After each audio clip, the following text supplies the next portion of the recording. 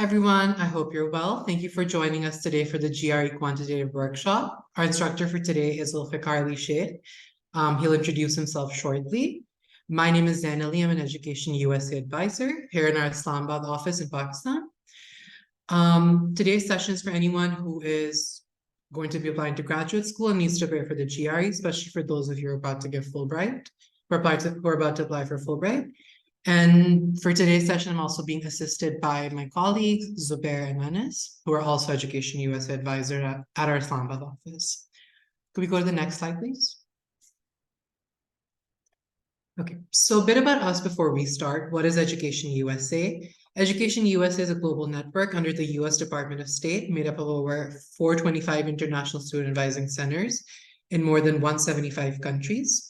We are your official source to US higher education through Education USA advisors that are working with advisees to provide updated, comprehensive, and unbiased information on higher education in the United States. Could we go to the next slide? What is USEFP? In Pakistan, we're part of United States Educational Foundation, which is also the Fulbright Commission of the country. USEFP promotes mutual understanding between the people of Pakistan and the people of the United States through educational and cultural exchange. We have offices in Islamabad, Lahore, and Karachi, but are available for any student that needs our support or advising throughout Pakistan through email and call. Other than advising, USEFP also has a programs department that administers multiple fully funded programs, including the Fulbright Scholarship. You can find more information on our fully funded programs on our website, uscfp.org. USCFP also has authorized prometric testing centers in Lahore, Karachi, and Islamabad. So when you want to appear for your GRE, you can also contact our testing department and set that up. And that's it from me. I'm gonna now hand over the workshop to Zulfiqar, and you can introduce yourself and share your screen and begin the session.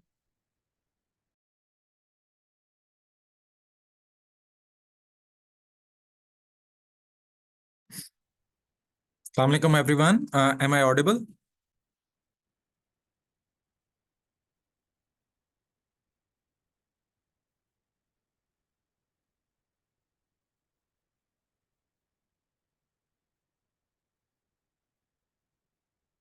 Hello, USEFP. Can you hear me as well? Yes, I can hear you. You're audible. Okay, thank you. Good evening, everyone. And we are going to have this session on GRE, especially the new format. And I'm going to give you an overview and walkthrough about the quantitative section of the GRE test. And before we proceed, USEFP team, if you can just update me as to how many participants are we having right now, and maybe a little bit of background so that I can see if I can modify the slides and spend some less time on few which are not that required. So Just a for brief now, we have about 91 attendees. We've had 400 signups. So, and they're basically all students that are probably applying to graduate school, and GRE is a requirement for them to appear in that. So yeah. A lot of these are also Fulbright hopefuls that need to give GRE in order to qualify for Fulbright. Wonderful, wonderful. Let me just pull up my presentation. Give me a minute.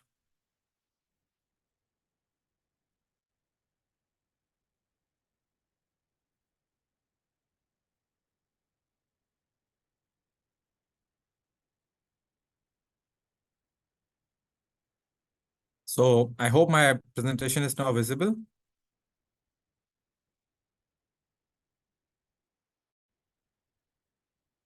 I'm sorry, I'll be needing some response so that I can proceed accordingly. Yes, Zulfiqar, what was your question? Yeah, so my presentation is up there and visible to everyone, and in the full screen option. Yes, that's how Wonderful. to Okay, so let's start. Welcome everyone to this session on the quantitative reasoning section of the GRE. I'm Zulfiqar Shaikh. I'll be introducing more about myself. Before that, let me tell you about what we are going to cover in this session. We are going to talk about the test and the new format that has been introduced, about the test format and the scoring options, and then question types, and what are some of the common concepts which are tested on this section. More importantly, we will be spending time about how the GRE is used by the admission committees in assessing the scores and the percentiles. Then we'll also briefly touch upon, depending upon the time, some practice questions, and I'll give you some tips along the way uh, in each question types. And then I'll be talking about some recommended books and resources from where you can plan your preparation, and then how you should plan about this exam, and what should you schedule depending upon the time frame that you have. And then I'll be talking about some common gap areas that usually I witness from my experience of coaching multiple sessions on the GRE, some common gap areas, and what you should be expecting on the test day, and how you should get ready and geared up on the test day. And then we'll have some question answer sessions. I hope that's fine. So I'm Zulfiqar Ali Shaikh. I'm a Fulbright scholar. I went to Cornell University, did my master's in international development. I have been teaching on GRE, verbal and quantitative both, as well as the analytical writing part for quite some years now. I work in the social development sector. Currently, I'm working with the Planning Commission as the sector specialist for education.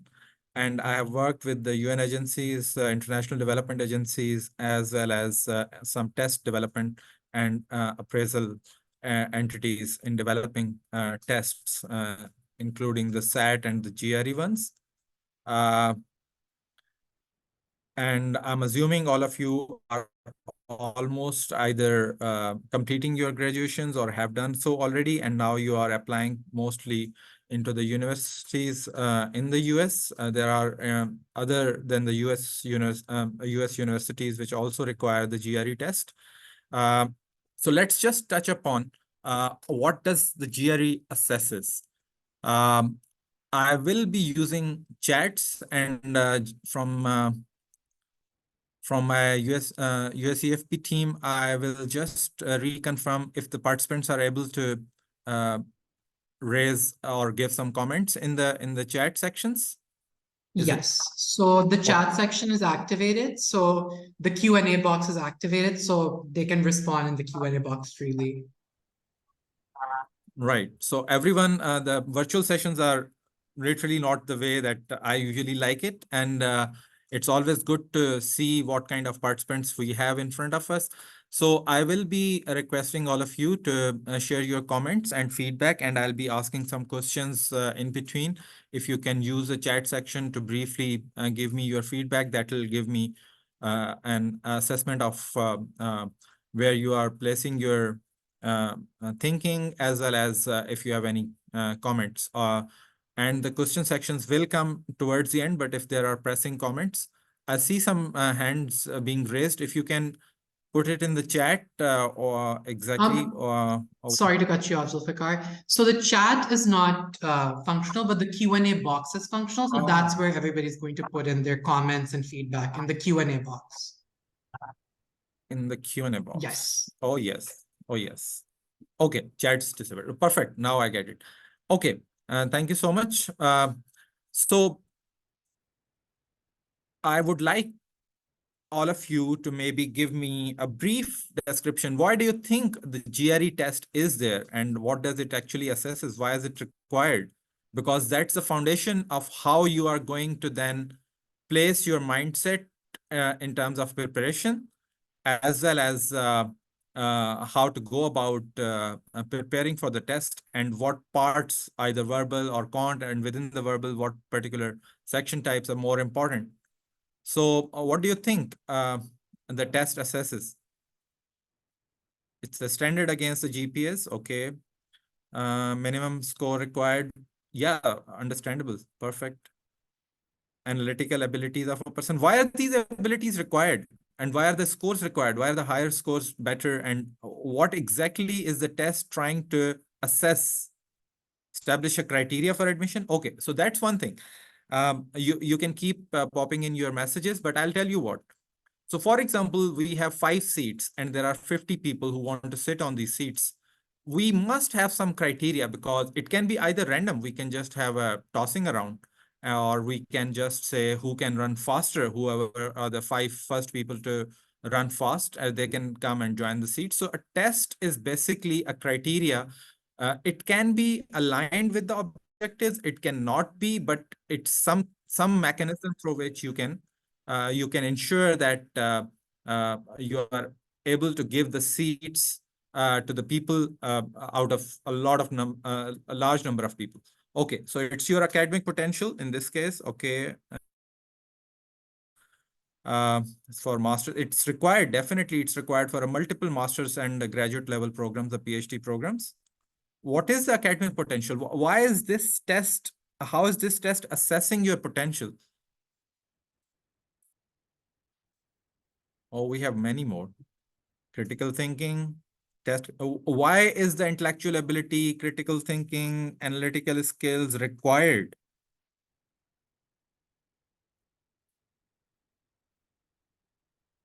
Okay, I would request all of you to please keep your comments related to the current discussion that's going on, and then we'll come back to the.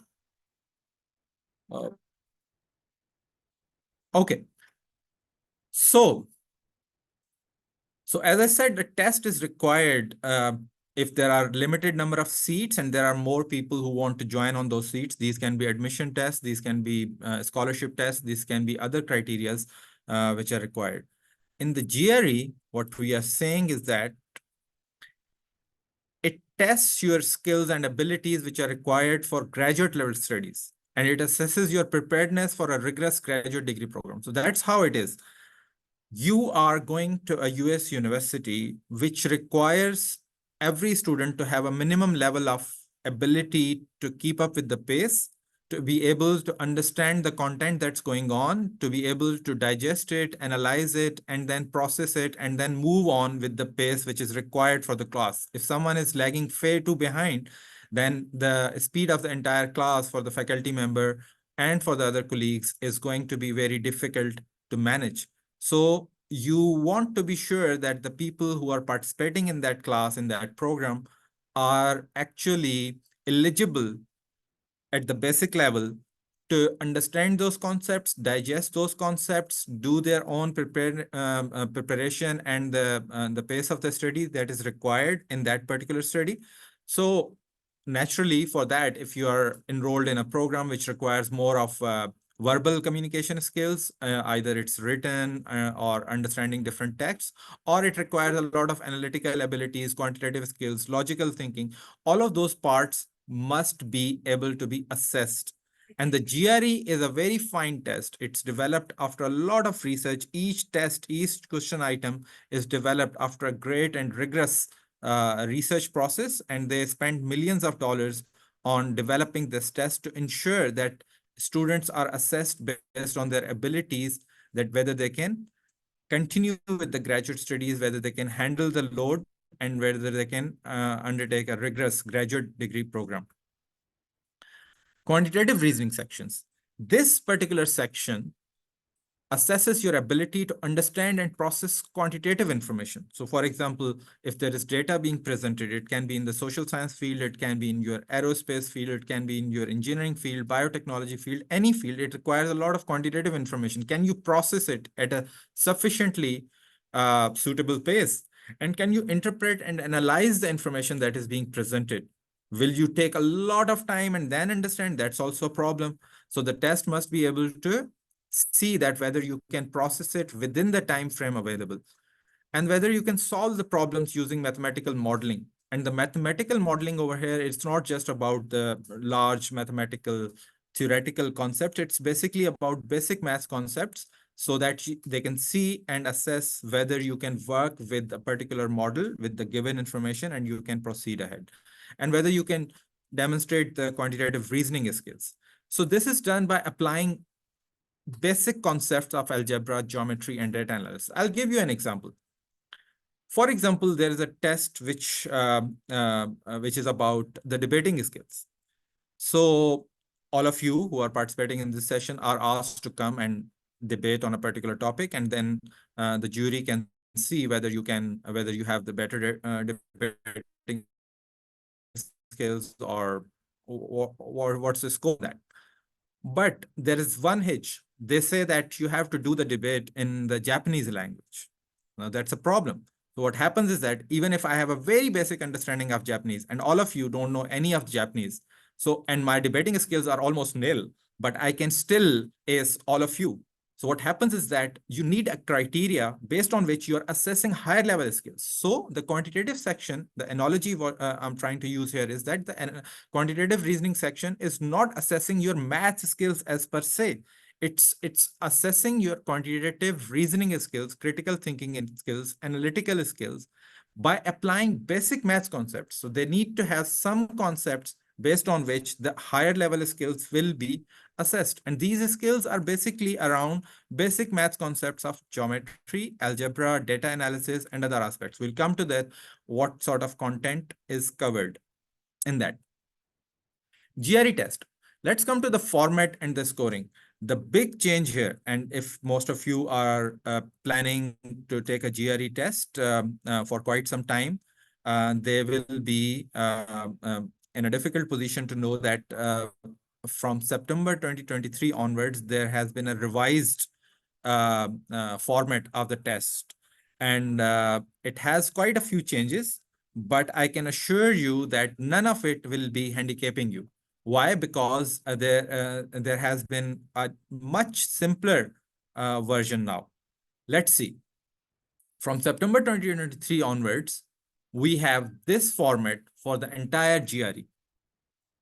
You first have analytical writing skills test, which is one section. It's a 30-minute test. You have to analyze an issue. And then verbal reasoning, you have two sections. One section is of 18 minutes duration, and you have to cover 12 minutes. So effectively, you have 1.5 minutes per question. And then you have 23 minutes for another verbal reasoning section, which will come after the, so there is alternate between the verbal and the quantitative. The first section comes verbal, the second section will be quantitative, and then the third again will be verbal, and then quant again. And if the first section after the analytical writing, by the way, comes to be quantitative reasoning, the next one would be verbal reasoning, and then repeating the same pattern. And again, here you can see there are 15 questions in the quantitative for the second section, and then 26 minutes for that. So effectively, it comes down to 1.5 minutes or so. It's good to have a comparison. The older GRE version had two essays which required 30 more minutes. So it means the writing part was 60 minutes, which is now 30 minutes, as you can see. And then quantitative reasoning. I guess I need to change my share screen option so that you can see the mouse. Can you please tell me if my mouse was visible earlier? Maybe I can share the entire screen and that will... Okay. Yes, your mouse is visible. Now, or earlier it was all... It's visible right now as well. Visible right now. That's all that we needed. Okay, so you had 60 minutes for analytical writing. What it does? So I'm more of a testing analytical person as well in terms of writing test for 60 minutes. It means your exhaustion levels have started cropping up now. So you had 60 minutes for writing, and then you were jumping into the main sections, which are called the quantitative and the verbal reasoning, based on which your score out of 340 is counted upon. Now that's 30. And the quantitative reasoning earlier required 60 minutes. Now it's 47 minutes, which is the meat of it, which now makes much more of a sense. Verbal reasoning earlier used to be 70 minutes. Now it's 41 minutes. And then there used to be a unscored section which was used for research purposes. That's very interesting. When I say to you that GRE is a very authentic, very highly researched test, I actually mean it. How? If I'm going to assess how my test is written for different cultural contexts, whether it is suitable or not, whether the language being used is also being taken across all the participants of the test equally, or some language problems, some cultural backgrounds are affecting your assessment of the question statement, then there's a problem. So that's not the case with the GRE. They do a lot of research on that. But if I'm going to develop a dummy test and I'm going to do a lot of sampling, but to everyone, I tell that this is a sample test. There's a problem. My seriousness as a taker of the test will be very much affected by that part, that this test is not going to be scored for me. Okay. So what they did was, in the actual test, they included one section. It could have been either one of the verbal or quantitative, a research section which was not scored, and you would not know which one is not scored. So you would take it seriously as you have taken all the other 4 sections, 2 of the quantitative, 2 of the verbal that were actual and original, which are going to be scored, and then the unscored one. This is no more the case. Spans generally for this generation and the generations that are living around that span are severely reduced, I would say. Okay, and then there was used to be a scheduled break, because you see 3 hours, 45 minutes used to be the earlier test. So the test break was also required somewhere around 10 minutes. None of that is anymore there. And you have a complete test, 1 hour, 58 minutes. It includes 1 minute break between these sections. All right. Section level adaptability. So I'll take a couple of minutes on this as to, I'm not very well with the control options here. Let's see if I can pull up drawing panel here. Anyhow, so GRE has gone through a couple of iterations. First is used to be a normal test, the increasing difficulty levels from question 1 to, let's say, question number 20, the difficulty level used to increase. That are the typical tests that are also taken across Pakistan and many parts of the world, that the difficulty level from the question number 1 to question number 20 used to increase. Somewhere around 2011, they started a question level adaptability.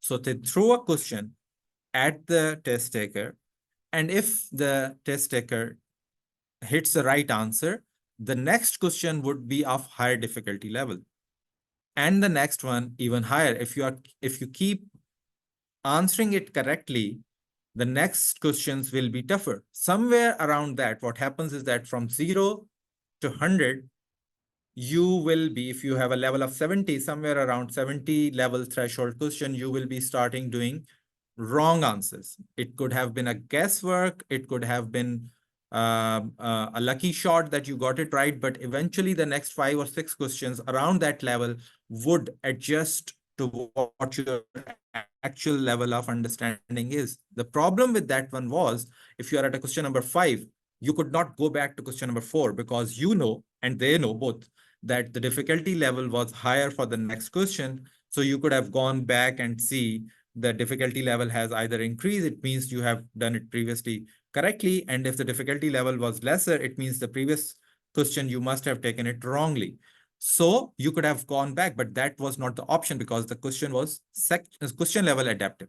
However, the current test format, which is in vogue since 2000, somewhere around any years, and now even with the format change, this pattern continues, that these 2 sections that I mentioned here, these 2 sections in the quantitative, same is the case for the verbal, by the way, but we are focusing on quantitative here. The second one with the 12 questions, it will be a generic standard section. This is called a standard section. It means all of you, 97 of you, or 9,700 of you, or 97,000 of everyone around the world taking the test on that particular day or a week will have a standard section of questions. It does not mean you will have the same questions, by the way. The questions will be different, but their difficulty levels across these 12 questions, some will be very hard, some will be easier, will be equal for everyone. The difficulty levels, aggregate level, would be equal for the first section. What happens is that if I'm an average student, the 12 questions will have 3 very easy questions, 3 medium, 3 a little higher level, and 3 maybe quite a difficulty level of high. But once you are done with that, your each question will not carry the same score. The system will understand that you have correctly answered higher level questions. It means your level seems to be, let's say, in the range of 80 to 100. Now, within 80 to 100, if you are talking about thousands of people taking this test, and maybe almost 1 million people taking a test around the year, there will be maybe 10,000 people with the range of 80 to 100 level score out of the 100, taking the scale randomly here. So the second section will be adaptable to your first section's answers. So the second section will ensure that maybe even if you achieved 80, there was a chance that you did it by some of the questions you did correctly by chance. So the actual level could have been 70 or 75. So the next section will cover a range from 75 to 100 rather than from 0 to 100. So within that 15 questions in the next section, which will have 26 minutes, you will be assessed within that particular band that you received in the section 1. Am I making sense here? And if there are any comments around that, please share it in the chat box. Analysis of the math solving. We will come to that. I'll just briefly pause if, okay. Even if you get it right, so I would appreciate if you can. Yeah. Okay, so briefly repeating, what's happening is that in the section level adaptability, it's easier that you put a standard difficulty level questions to everyone in the section 1 within the 12 questions. Some will be easier, some will be very difficult. So if you score differently, if you score on a higher band, the next section you have secured 80% marks in the section 1. There is no need to assess that whether you are a 10% student or a 20% qualification standard or a 40% qualification standard. The range could have been 70 to 100. It helps to adapt. However, if your first section, you did maybe 40 numbers, 40% marks you achieved in that, you won't know. This is the system that will work at the back end. You will never know about how did you do in the section 1 or section 2. It's the entire score that will come, and then you'll be clear about that. So if you achieved somewhere around 40% marks in section number 1, what the test in the section 2 will do is it will adapt to a difficulty level of 25 to, let's say, 55 or 50, so that the band is very, very close to your actual achievement. And it will account for any guesswork or misluck or a good luck even. So the section 2 will be the actual test, which will then close that band of 80 to 100 to, for some, to 82. For some people, it will be 85. For some, it will be 95. So the second section will actually mark you exactly where you are placed in your abilities on the quant section. Okay.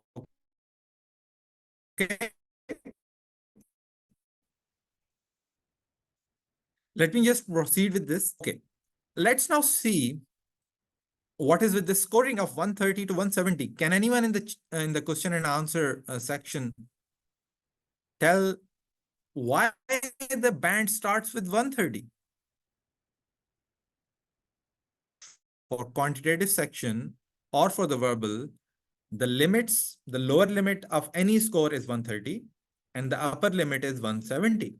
So you can spend $205 of your own money or your parents' money, and then you can go back home and tell them that out of 170, you achieved 130, which effectively means 0.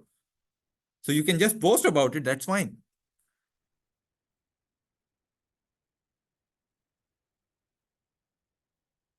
There are a couple of comments about the repeating of this. We will come back to this. Please remind me towards the end of the session. For right now, we'll proceed with our own slides and then we'll see if we have more time.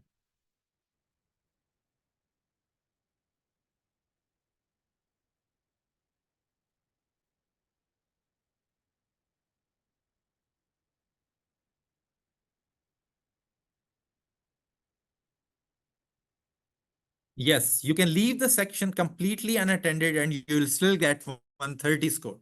You can skip it completely. You can do all the questions wrong. You can do half the section, whatever. You can still achieve 130. That's not a problem because 130 is effectively zero. So what happened was that statistically speaking, if there are 10 students who are attempting an exam and one got 0, another got 1, another got 2, another got 3, and then 11, let's say, and then the last one got 10. You see, if we are saying that someone improved their score, so we must say that a person who scored 0 and when abilities, then it means you actually lie at score 0, means you have literally 0 understanding of quantitative skills required at a graduate level study program. So even if you double your effort, your score cannot increase because you are completely, so you multiply it by 2, you multiply it by 3, the 0 remains 3. So the movement from 0 to 1 is almost an infinity jump. From 1 to 2, it's 100% jump in the score. Why? Because you scored 1 first, and then after that, another person who scored 2, he or she has secured 100% more marks than this person who has secured 1 mark. And then the person who has secured 2 marks, and then the person who has secured 3 marks, their differential is 50%. So with each score, the differential from the previous one is different, but it is declining. And it's statistically 130, they decided a limit from where you can say that an improvement from score of 130 to 131 will be considered same as improvement from 150 to 151, from 157 to 158, from 163 to 164. So 1 point increment in the test would be considered a similar level of increase as was in the bottom pyramid of 130 to 131 or 131 to 132. Although, again, at this point, from 130 to 131, the improvement would be actually higher as compared to from 169 to 170. But statistically speaking, the difference becomes almost nil. So the improvement increment of 1 point will be considered equal either you are in 130s or late 160s. Okay, this is a concept that some of you might not digest at this point, but that's not very much important at this stage. All I'm saying is that 130 is 0 and 170 is complete 100% score. The better understanding is the percentile, and we'll come to that. Okay, so 130 to 170, it is a band that gives you the score within this band, and it is not about the number of questions that you have answered correctly. If we can go back to this, you see, you have 12 and 15, 27 questions. So out of these 27, if you do maybe 25 correctly, your score will not be jumped by 25. It will be jumped by somewhere around 37, 36, because each question is first not graded with the same weight. The weightages are different for each question. The easier questions carry a smaller weight, and the difficult questions carries a much higher weight. So for example, one could have argued that section level adaptability then tells me that I do my first section very wrong, completely wrong, just to achieve a 0 in that. The second section, because it is adaptable to the first section performance of my test, would be very easy. Once it's very easy, I'll answer all of these questions, all 15 of these very correctly. So I will score quite a high score in that. No, that's not the case. Because you have performed quite low in the first section, the second section was adaptable and it carried very, very easier questions. And even if you do those correctly, the band of those was somewhere around, let's say 130 to 135. All of those questions, if you do correctly, your scoring will remain within that range of 130 and 135. So the maximum score you will receive after answering every question correctly, the simpler section in section 2, will remain within that band. You can achieve a higher score within that band, but you cannot cross that band because second section is capped at that level. It could have been 135 or 136 whatsoever. And if you did all your questions correctly, I'm telling you a flip scenario. If you did all your questions correctly in the second section, in the first section, it means the test, the background system, the software assesses you to be a very high performing student. But it can still tell you that maybe some of the questions, 1, 2, or 3 questions, you did correctly just by chance. So it will not give you right away a score of 170, the full score. What it will give you is a second section adaptable to a range of around 164 to 170. If you do maybe out of these 15 questions in section 2, if you do even 14 correctly, it's possible that you will achieve a score of 170, the full score. Why? Because you did 14 questions on the most difficult, means 14 out of 15 chances that you were highest in that band. So you can still score 170 with maybe one question wrong. That is a possibility. So you have to attempt your questions, all of these very, very seriously and correctly. We will come to that in the percentile part as to what these means. Okay, there is a raw score. So the GRE test has a background software running. Once you complete your test, the software will give you a raw score. A raw score is based on the understanding of the system that you have this particular ability within the quant and within the verbal. For the writing part, never a raw score comes. What happens is that these scores go back to the ETS, Education Testing Service, which is the entity responsible for the GRE test.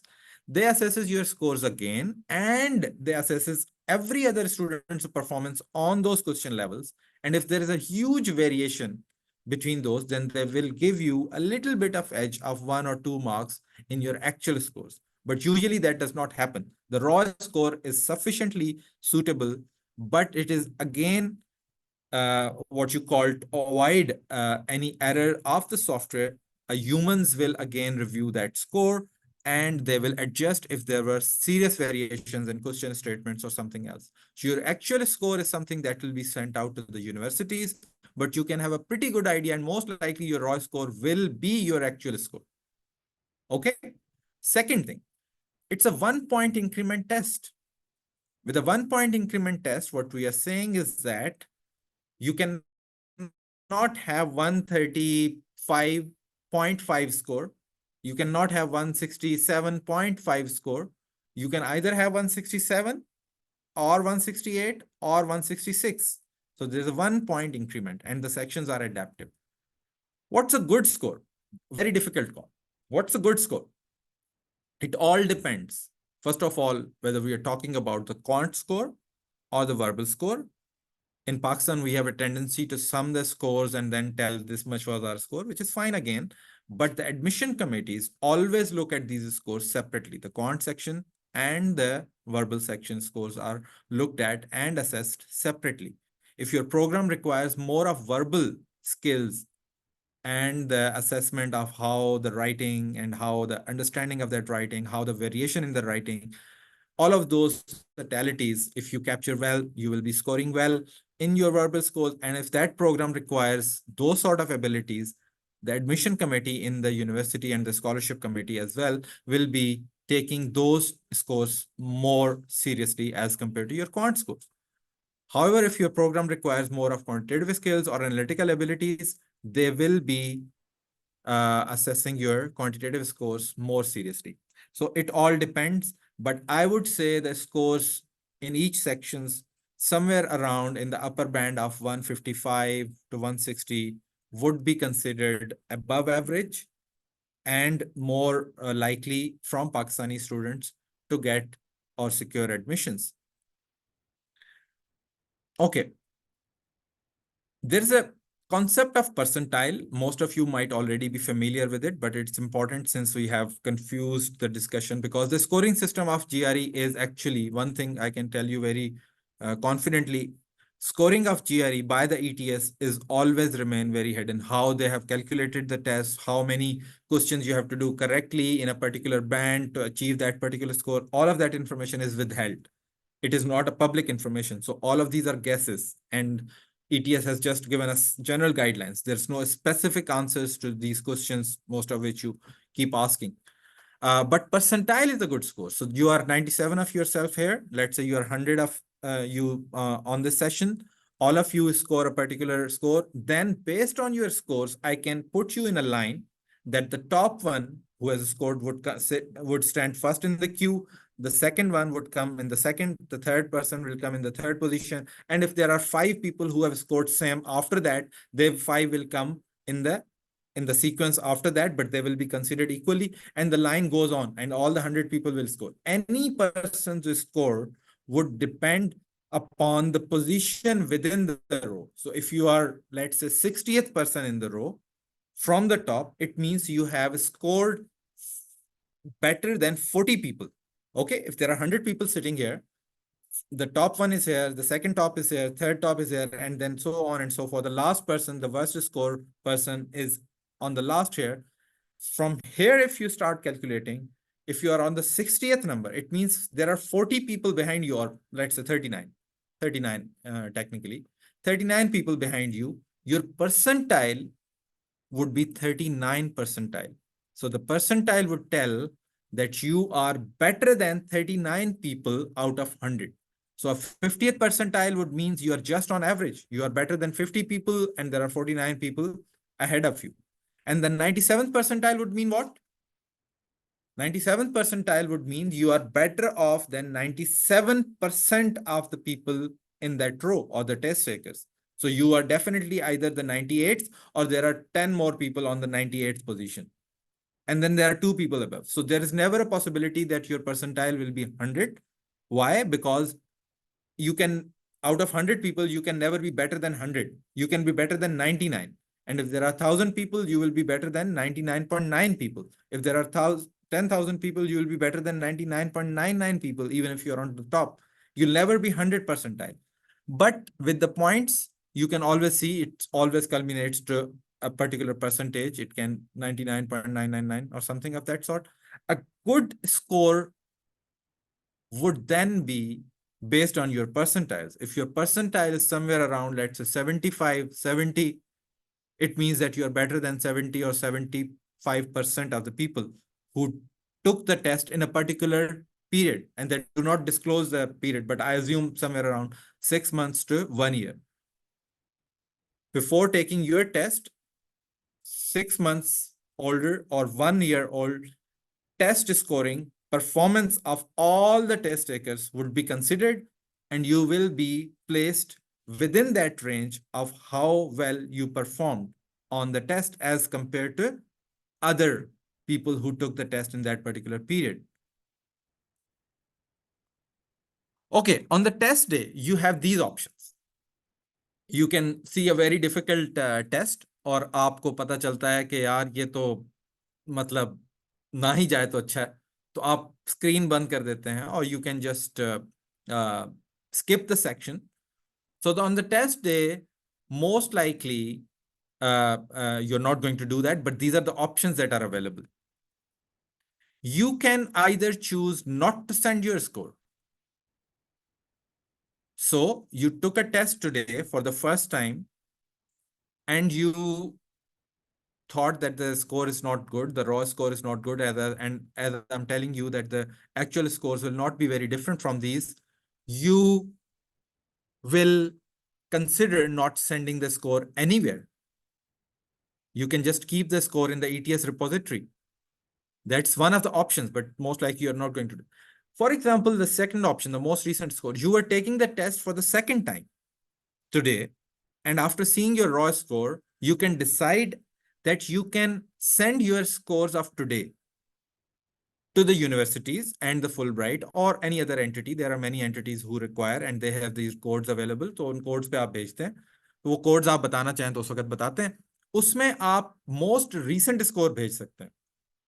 लेकिन अगर आपने आज के test में बुरा perform किया और आपका पिछला टेस्ट जो कि आपने महीना पहले लिया था वो समहाउ अच्छा था, तो what you can do is you can send both scores, previous one as well as today's, but you can not do के आज का छोड़ दें और सिर्फ पिछला भेजें. That option is not available. आप पिछला छोड़ के आज का भेज सकते हैं but not the other way round. We have some questions. So optimum scores, we'll come to these discussions. It all depends upon the field you are applying for, the university you are applying for. Oh, I'm sorry, the voice is breaking. Okay, I'll be careful.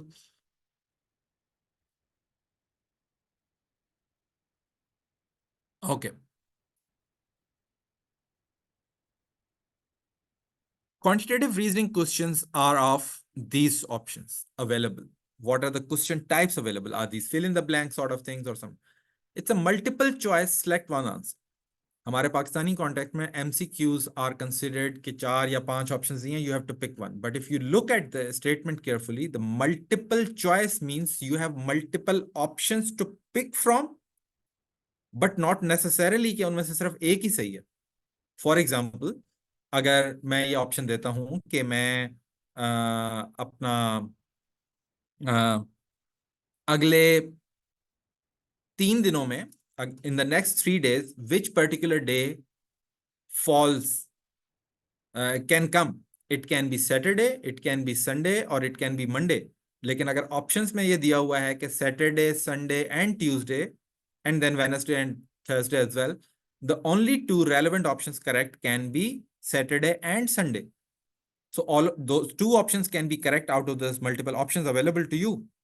So a single answer option is not always the case, but these are one type of questions. The second type of questions are, and by the way, the second type of questions are you have multiple options and you can pick multiple answers. In the first one, you have multiple options and these are always 5 answers and you have to pick one. In the second one, you have multiple options and you can pick from that list. It can be 1, 2, 3, or all 4 of these correct. Why is that different? Statistically, what difference does it make? A multiple choice, single answer, a multiple choice, multiple answer. How is that different? What does it do for a person who is taking the test? Is it good, bad?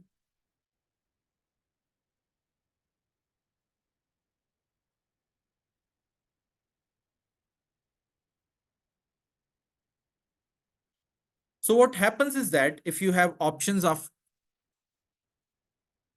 let me, because I'm not very savvy with the,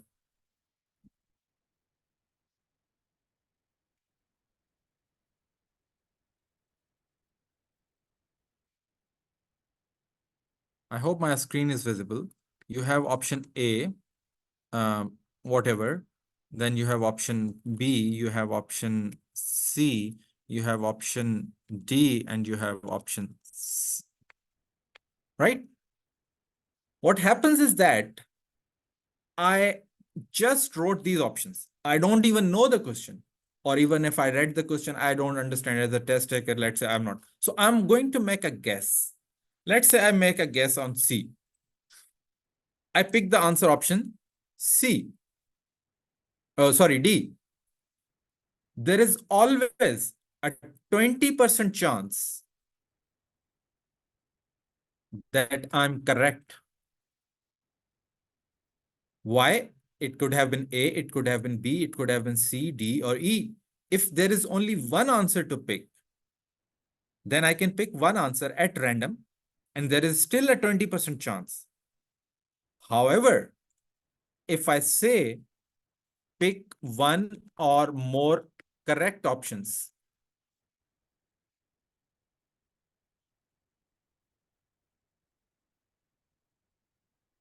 that's a problem. Why is that a problem? because the options are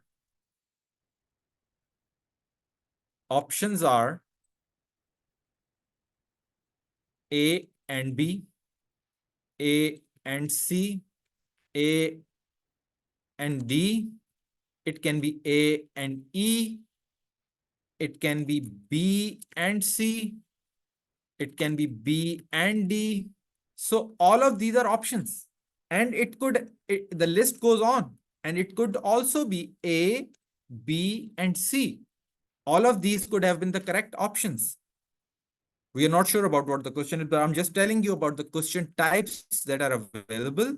What makes that difficult is that your options get very large and you cannot make a random guess easily. There's a very slight chance that someone randomly could answer this question and get it correct. Why? Because even A, B, C, D, all of these options can be correct. So that makes a very difficult guess. We have a sample question around that as well. We'll come to that. So the multiple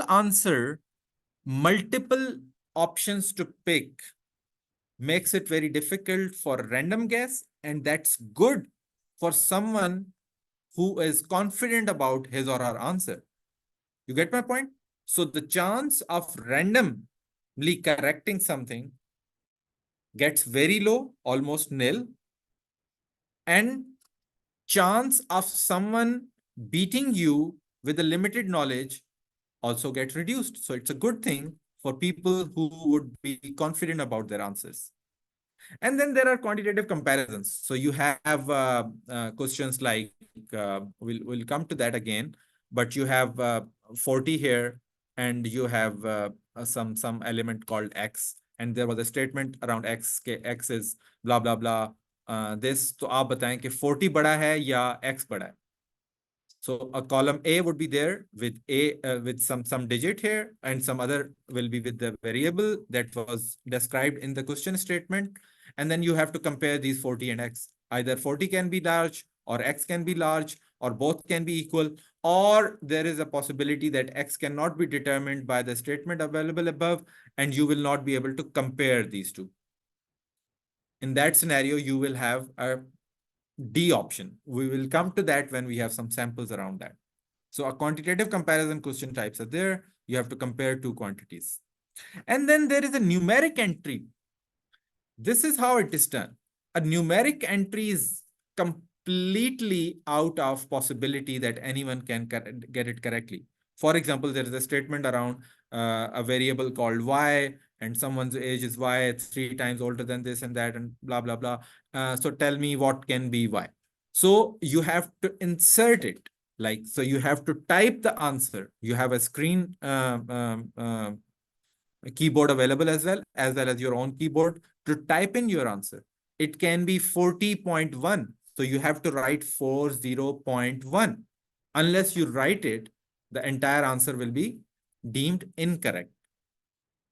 Okay, so that makes it very difficult to guess. And by the way, in the previous one, multiple choice, multiple answer, if the correct option was, let's say, A and D, and you picked C and D, your answer will be deemed incorrect since there are no partial scoring. So all of my previous discussion will come into relevance here, that if you pick, let's say, answer option A and D were the only correct options, and someone picked around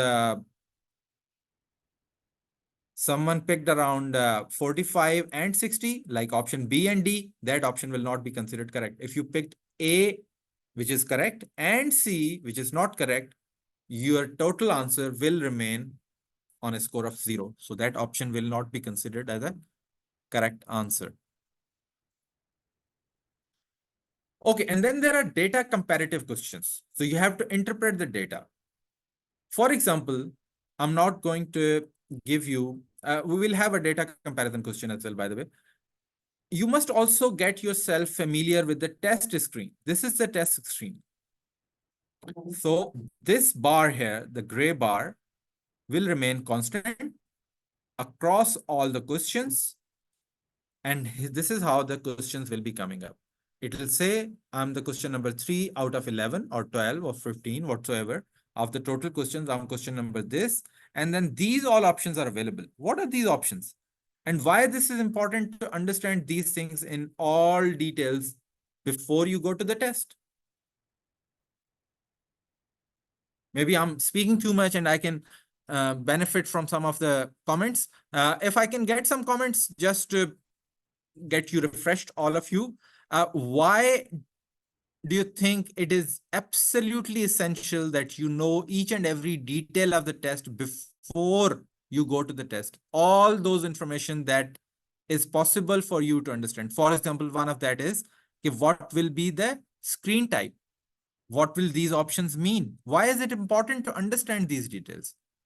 How does it impact your score or performance?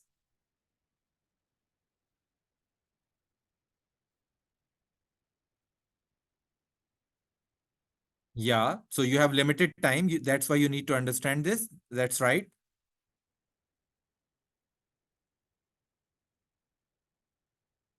If you leave unmarked, even then the multiple question answer will be considered wrong. Unless you do all the options that were correct, you pick all of those, the answer will be deemed incorrect. Okay. Yeah, without wasting time. What happens is that you just imagine this. Let me just tell you why these things are important, and you are all right. But just to sensitize you a bit more, you have spent a lot of money on it. You have spent time on scheduling your test. You told everyone at your office or your family, and then you prepared for it. You were all geared up. Your mind was ready for that. So this is your one shot because it's an expensive test. You, by the way, if you have good amount of money available, you can take the test today. You can take the test again tomorrow if the slot is available. So there's no limitation on the number of GRE tests that you can take. But since there's a lot of money involved in it, and I can assure you the GRE test is designed so well that you cannot just take repeated attempts and have very variated scores across. You will most likely have. I always categorize it, by the way, in 3 steps. If I just send someone with no understanding of the new pattern or the question sections available in that, the question types available without practice into a test, they can score a particular score, right? But if I tell them about the pattern and the kind of questions that will come, and they take 2 days to get themselves familiarized, they can improve their score maximum by 4 or 5 marks.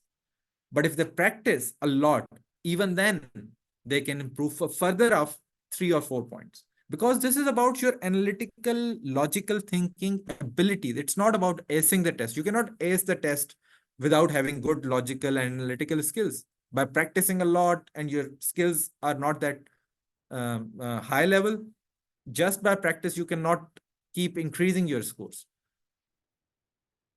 So you went to the score, so your time was fixed, everything, and there was some particular confusion.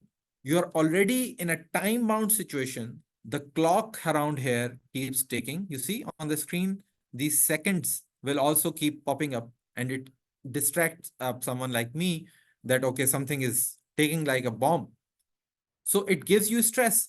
And if you are unfamiliar about these aspects, it will increase your stress levels, it will waste your time, it will give you underconfidence. So the kind of confidence that you require that, okay, you're doing it right, you're thinking right, you are making a correct interpretation of what the data is available, all of that gets reduced. Okay, on the test screen, you have this option, a golden option, which says, Wallah, not for me. GRE is not for me. I'm quitting the test. I'll take it some other time. I'll never take it again. Okay, you can do that.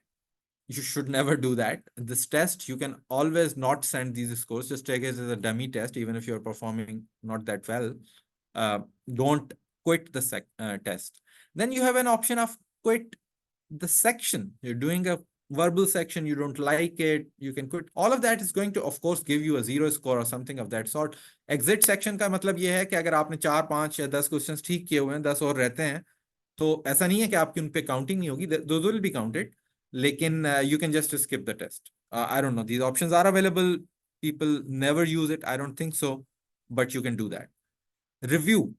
What happens is that, let's say आप question number 3 पे हैं, आपने कहा यार कि मैंने इस पे 4 मिनट लगा लिए हैं और मुझे नहीं समझ आ रही कि मैं ठीक कर रहा हूँ या नहीं, so you pick a random option. आपने कोई रैंडम या एजुकेटेड गैस लिया, आपने ऑप्शन टिक की, लेकिन you can press this button called mark, कि ये क्वेश्चन मेरे लिए मार्क कर दो। What will happen is that कि जब आप 8वां 10वां या 11वां क्वेश्चन या लास्ट क्वेश्चन जब आप कर चुके हो या बीच में किसी जगह, you can press this review button.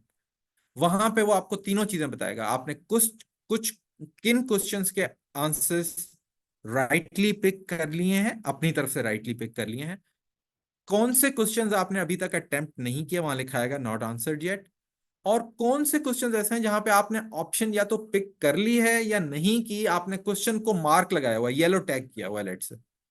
सो वो आप रिव्यू में क्विकली देख सकते हैं, ताकि आपको अंदाजा हो कि आप कितने क्वेश्चंस पीछे रहते हैं, पिछले कितने एम्प्टी रह गए हैं या something of that sort. So this is a good use. अगर आप समझते हैं कि किसी क्वेश्चन पे आपको वापस आने का अगर टाइम मिलता है, यू मस्ट मार्क इट, और जब टाइम खत्म होने लगे उससे 2-3 मिनट पहले आप रिव्यू करके आप उन क्वेश्चंस पे दोबारा जा सकते हैं, because those become sort of low hanging fruits for you. Help is about what these options are, और क्वेश्चन की स्ट्रेटजी, वो सॉरी टेस्ट का टाइम फ्रेम कितना है, बाकी एस्पेक्ट जनरल इन्फॉर्मेशन के लिए हेल्प। और बैक और नेक्स्ट ये है कि आप क्वेश्चंस, मैंने कहा ना सेक्शन लेवल अडेप्टेबिलिटी में ये फायदा हो गया कि आप सेक्शन 1 में हो या 2 में हो, you can start from question number 20, you can start from question number 1, question number 7, question number 10, and the difficulty levels are not necessarily in increasing order। या टॉपिक आपको लेट से आप सर्कल्स के बारे में हमेशा कंफ्यूज हो जाते हैं और आप नहीं टच करना चाहते, तो आप फिलहाल सर्कल वाले को अटेम्प्ट नहीं करते, so you just mark it and go to the next. You can always do that. Review जब आप दबाएंगे, आप क्वेश्चन नंबर 3 पे हैं और आप क्वेश्चन नंबर 8 को क्लिक करते हैं, तो वो राइट अवे आपको 8 पे ले जाएगा, उसके बाद आप बैक करके 3 तक वापस चले जाए। So this screen familiarity becomes very critical.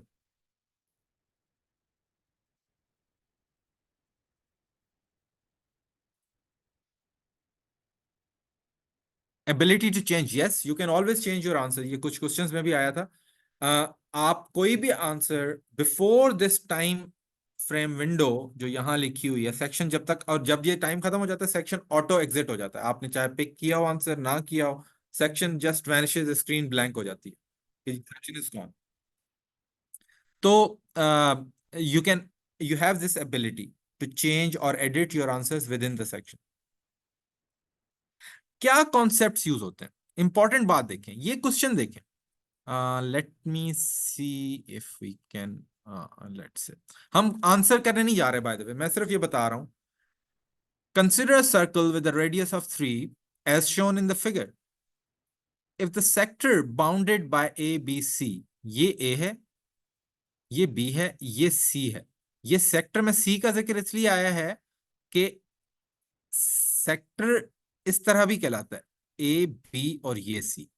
आप समझ रहे हैं, ये वाला सेक्शन, किसी भी सर्कल के जब पार्ट्स हो जाते हैं तो उसको हम सेक्टर कहते हैं। अब ये इन्फॉर्मेशन इंपॉर्टेंट है, ये टर्मिनोलॉजीज इंपॉर्टेंट हैं जब आप प्रिपरेशन कर रहे होंगे।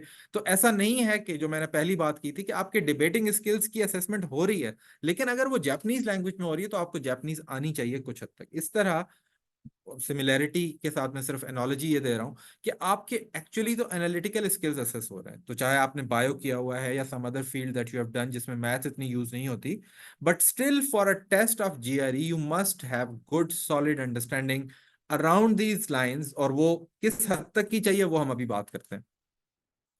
तो जब मैं सेक्टर कह रहा हूं तो इस सर्कल को हमने दो में डिवाइड किया हुआ है, it could be this area और it could be this particular, ये दोनों सेक्शंस है, इसीलिए उसने ए बी सी का, इसका मतलब इस साइड वाले की बात कर रहा है। कहता है जी sector A B C has an area of 6 pi, what is the length of arc A B. इस A B C arc, arc किसको कहते हैं, सेक्टर क्या होता है, पाई का क्या मतलब है, रेडियस किस तरह से, सरकमफेरेंस किस तरह से, एरिया किस तरह से निकाला जाता है, unless you know these things and you are proficient in these fields, naturally you cannot answer this question correctly। We are not going to answer the question right now, but point here is knowledge of concepts is crucial। So you cannot say कि you have good analytical skills लेकिन मुझे circle की proper सारी definition इस level पे नहीं आती। आपसे वो बहुत ज्यादा चीजें नहीं पूछेगा, क्या चीजें पूछेगा वो आप कहाँ देख सकते हैं, will come to that. Okay, वो है जो resource that is called math review. ETS की वेबसाइट पे एक डॉक्यूमेंट अवेलेबल है पीडीएफ फॉर्मेट में which is called GRE math review. इसमें जितने भी टॉपिक्स जीआरई के कॉन्सेप्चुअल अंडरस्टैंडिंग के लिए रिक्वायर्ड हैं कि सर्कल की किस हद तक की डेफिनेशन, एरियाज की किस हद तक की डेफिनेशन और डिस्क्रिप्शंस, ज्योमेट्री की कौन सी चीजें और अलजेब्रा की कौन सी और चीजें और नंबर लाइन की कौन से एलिमेंट्स और अरिथमेटिक के बाकी कॉन्सेप्ट्स की कौन से किस तरह के एलिमेंट्स, ऑल ऑफ किस डेप्थ में रिक्वायर्ड हैं वो इस डॉक्यूमेंट में अवेलेबल है। ईटीएस की वेबसाइट पे जाके आप रिव्यू कर सकते हैं, या सिर्फ मैथ रिव्यू जीआरई लिखेंगे इंटरनेट पे तो आपके पास वो डॉक्यूमेंट पीडीएफ में आ जाएगा। It covers the entire scope of math topics which are covered. For example, geometry के अंदर एलिमेंट्री ज्योमेट्री फिगर्स और concept such as lines, circles, triangles, quadrilaterals और अदर पॉलीगॉन्स, और उनकी किस हद तक उनके सिर्फ एंगल्स, एरियाज, पेरीमीटर्स की वो, लेकिन वॉल्यूम, फॉर एग्जांपल आपको एक 5 डायमेंशनल फिगर का, 5 साइडेड फिगर का वॉल्यूम 3 डायमेंशन में अगर वो पिक्चर है तो आपको वो नहीं पूछा जाएगा। तो वो जो जिस हद तक की चीजें रिक्वायर्ड है वो अवेलेबल है। पाइथागोरस थ्योरम क्या होता है, इंट्यूटिव ज्योमेट्री कॉन्सेप्ट्स किस तरह के हैं कि दोनों साइड्स के सम कर लें तो इतना होगा। फॉर एग्जांपल, अगर ट्राइंगल है तो मतलब ये लॉजिकल चीज है, इसमें कोई फॉर्मूला रिक्वायर्ड नहीं है। और वो ये चीज है कि आप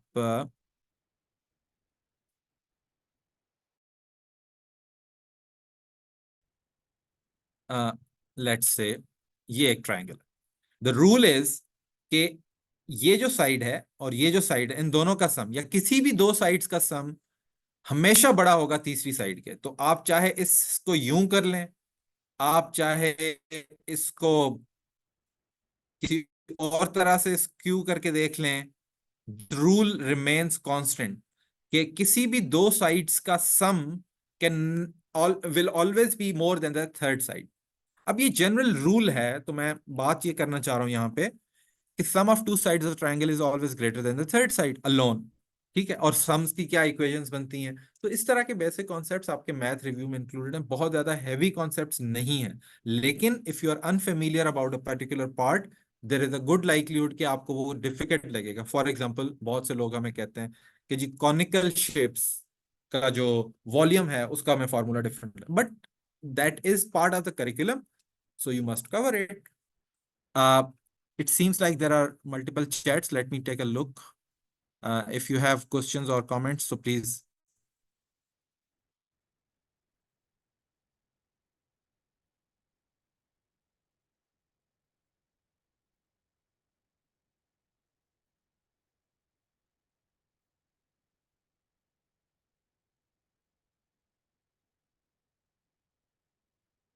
कैल्क बटन स्क्रीन पे था, उसका मतलब कैलकुलेटर है, ऑन स्क्रीन कैलकुलेटर आपके पास अवेलेबल होता है वहां पे। सो मैथ्स में अब आपका ये नहीं है कि आप बगैर कैलकुलेटर वाली चीजों की तरफ जाएंगे।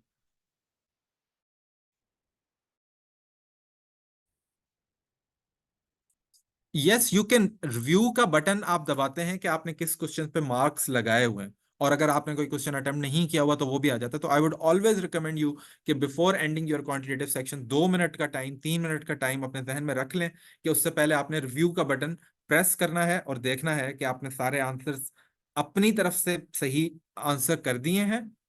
और अगर कहीं पे आपने मार्क लगाया हुआ है तो क्या आप उस क्वेश्चन पे वापस जाना चाहते हैं या कोई और क्वेश्चन जो आपने अभी छोड़ा हुआ है उस पे जाना चाह रहे हैं। You can always take a bet. For example, अगर आपकी अरिथमेटिक्स अच्छी हैं और आप समझते हैं कि जो क्वेश्चन आपके रहते हैं वो अरिथमेटिक से अलग हैं, तो आप अरिथमेटिक वाले क्वेश्चंस को पहले ले जाएं। इस तरह की बहुत सी, इट ऑल डिपेंड्स। ये रिव्यू सिर्फ आपके अपने थॉट प्रोसेस को प्रोवोक करने के लिए। पीडीएफ फाइल अवेलेबल जो थी वो मैथ रिव्यू थी। मैथ रिव्यू में इसमें मैं चैट नहीं भेज सकता, very interesting. Okay, math review उस सिंपल है, आप मैथ रिव्यू, ठीक है, एक ही वर्ड के साथ आपको डॉक्यूमेंट आएगा। देखिए, ये जो ऑन स्क्रीन कैलकुलेटर क्वांटिटेटिव के लिए इट्स वेरी रीजनेबल क्वेश्चन।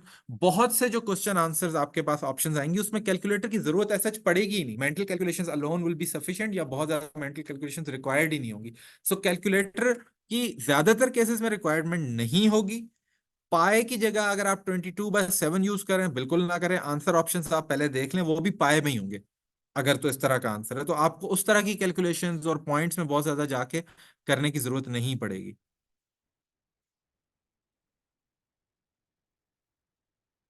मैं मैथ रिव्यू की वेबसाइट आपको दिखा दूंगा, ETS.org है, वहां पे आप सर्च कर लें, या सिर्फ गूगल में लिखें मैथ रिव्यू ETS GRE, वो आ जाएगा आपके पास।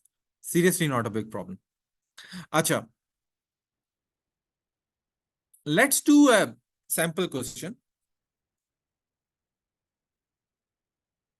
A car got 33 miles per gallon using gasoline.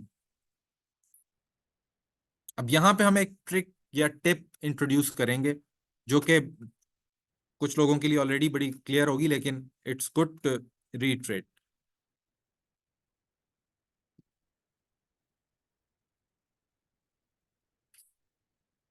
सो अब अज्यूम ये करें, क्वेश्चन ये कह रहा है कि 33 माइल्स पर गैलन एक गाड़ी यूज करती है, और एक गैलन 2.95 का। What was the approximate cost in dollars of the gasoline used in driving 350 miles? पहले तो आप ये देखें कि तो भी बड़ा आसान है। I hope my calculator is visible on screen. और ये why is it scientific simple क्यों नहीं है? ठीक है।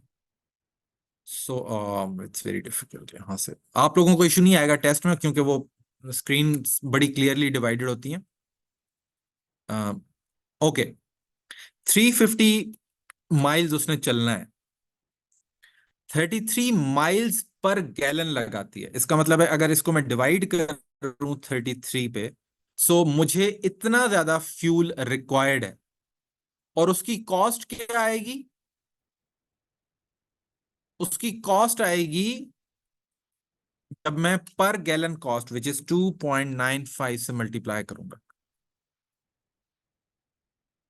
अप्रोक्सीमेट कॉस्ट, अब तीन चार चीजें समझिएगा यहां पे। आंसर हमारा वैसे ये है 31.28, लेकिन we don't have that option. Approximate cost जब आपसे कहा जाता है तो आप $30 को पिक करेंगे। पहले तो ये देख लें कि वो अप्रोक्सीमेट पूछ रहा है। ये कभी भी जीआरई वाले मिस्टेक नहीं करते कि एग्जैक्ट आंसर रिक्वायर्ड हो और वो अप्रोक्सीमेट ऑप्शंस दें। नहीं, अप्रोक्सीमेट ऑप्शंस मांगी हैं तो ही अप्रोक्सीमेट होंगी, अदरवाइज एग्जैक्ट ऑप्शंस होंगी। ठीक है, लेकिन ज्यादा इजी तरीका इसका ये था क्वेश्चन करने का कि आप 2.95 को ऑलमोस्ट 3 ही अज्यूम करें।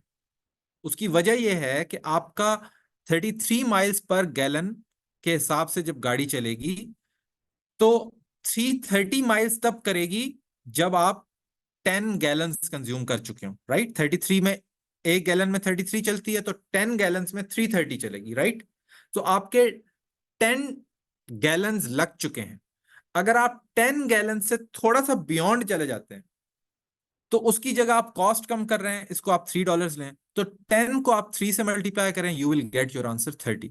यहां पे ऑप्शन ये आ रही है आपके पास, जो आपको डिसीजन लेना है वो ये लेना है कि आप इतनी ज्यादा निटिग्रिटीज में जाना चाह रहे हैं, या आंसर ऑप्शंस में आपको क्लियरली एक डिफरेंस जब नजर आता है तो आप एक गेस वर्क ले सकते हैं। गेस वर्क नहीं कहना चाहिए, अप्रोक्सीमेशन आप ले सकते हैं। I'm sure स्पेशल क्वेश्चंस हो। ओ, अभी तक लोग काफी ज्यादा डिफरेंट क्वेश्चंस कर रहे हैं, मुझे लग रहा है बाद में आना पड़ेगा इन पे। ओके, सो पॉइंट यहां पे ये है कि आपको बहुत ज्यादा निटी ग्रिटीज में अगर आंसर नहीं मांगा गया तो आप भी कोशिश करें कि आंसर को जितना जल्दी उस ले आए तो वो बेहतर है। जब उसने अप्रोक्सीमेट कॉस्ट कह दिया है तो आप अपनी मेंटल कैलकुलेशन से ही काफी हद तक इस आंसर ऑप्शन पे पहुंच सकते थे, क्योंकि बाकी ऑप्शन वाइड फार अवे हैं मोस्ट लाइकली आंसर के। ठीक है, और इसमें चूंकि हमसे पूछा गया था क्लियरली, यहाँ पे ये टिपिकल जीआरई स्टेटमेंट अगर होती ना तो यहाँ पे क्लियरली लिखा होता पिक ओनली वन ऑप्शन। तो उसके बाद आप, और दूसरी बात आपको बताऊं, ये रेडियो बटन है। रेडियो बटन का पॉइंट ये होता है कि मैं तो इसको कहते स्क्रीन पे हूं, जब आप 30 को आंसर पिक करेंगे तो 30 सिलेक्ट हो जाएगा, लेकिन अगर आप 20 भी पिक करना चाहेंगे तो जैसे ही आप 20 पिक करेंगे तो 30 अनपिक हो जाएगा। जिस ऑप्शन में क्वेश्चंस एमसीक्यू हो विद सिंगल आंसर ऑप्शन, उसमें आप मल्टीपल आंसर्स पिक कर ही नहीं पाएंगे, ठीक है। So that should not be a problem, that should worry you. ये देखें, यहां पे क्वेश्चन फर्क है। यहां पे you will have multiple answers, मैं अभी ऑप्शन नहीं दिखा रहा जानबूझ के। You will have multiple answers, लेकिन मल्टीपल ऑप्शंस होंगी, उनमें से मल्टीपल आंसर्स करेक्ट हो सकते हैं। केट है एक खातून, उनकी इनकम लगाती है, लोन पेमेंट रीपेमेंट करती हैं, और जो एक्चुअल अमाउंट वो करती हैं वो 13,470 है mortgage payment last year. Which of the following could be her gross income. अब आप इस क्वेश्चन को थोड़ी देर लिए भूल जाएं, मैं इस तरह बुला सकता हूं आपको, ये लेट्स से कुछ भी नहीं। क्वेश्चन की एसेंस हमेशा पहले समझने की कोशिश किया करें, आंसर ऑप्शंस और बाकी बाद में जाया करें। मैं ये कह रहा हूं कि 1/4 तक चैरिटी में देता हूं मिसाल के तौर पे,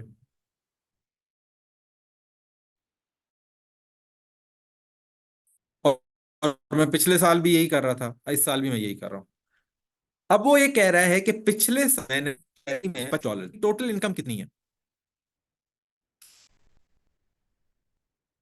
टोटल इनकम कितनी है।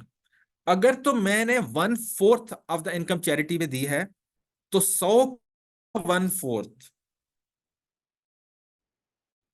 25 ही बनता है। तो मैंने $25 अगर दिए हैं, तो 100 तक मेरी इनकम हो सकती है।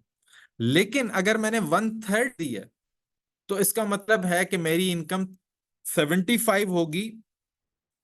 तो 1/3 को आपने रिवर्स करके देखना है, क्योंकि आपके पास जो अवेलेबल डेटा है, मैं जो अपनी एग्जांपल बाय द वे आपको यूज करके दे रहा हूं, कि चैरिटी अगर आपने $25 की है, और आपको ये पता है कि मेरी चैरिटी मेरी इनकम का या 1/3 होती है या 1/4 होती है, इसके बीच बीच में होती है, इससे ज्यादा या इससे कम नहीं होती।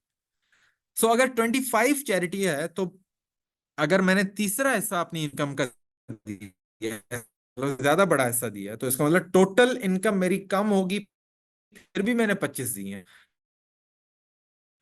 सो मैं 1/3 के बजाय 1/3 हो सकती है, जिसका बहुत बड़ा हिस्सा 1/3 मैं चैरिटी में दे रहा हूँ, which is 25 which is given. या फिर मैं 25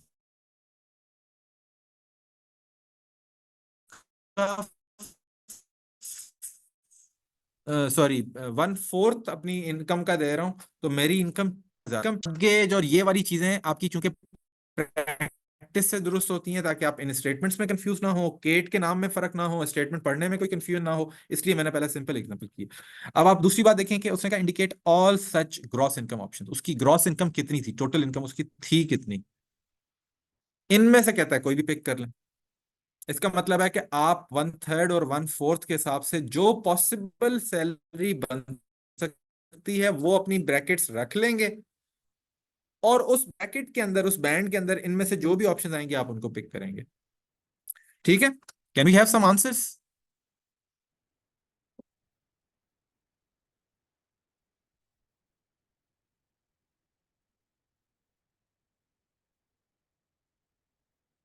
हम सॉरी, ये वॉइस को, सो मे बी इंटरनेट का इशू है, तो फिर तो मैं कुछ भी नहीं कर सकता। लेकिन अगर मेरी वॉइस ब्रेक होने की, माइक की, उसको कर लेता हूँ। अच्छा, कि बगैर mental calculation, sorry mental calculations के साथ ना जाएं, कैलकुलेटर ऑप्शन अवेलेबल है, कैलकुलेटर ऑप्शन यूज करें, विच इज दिस।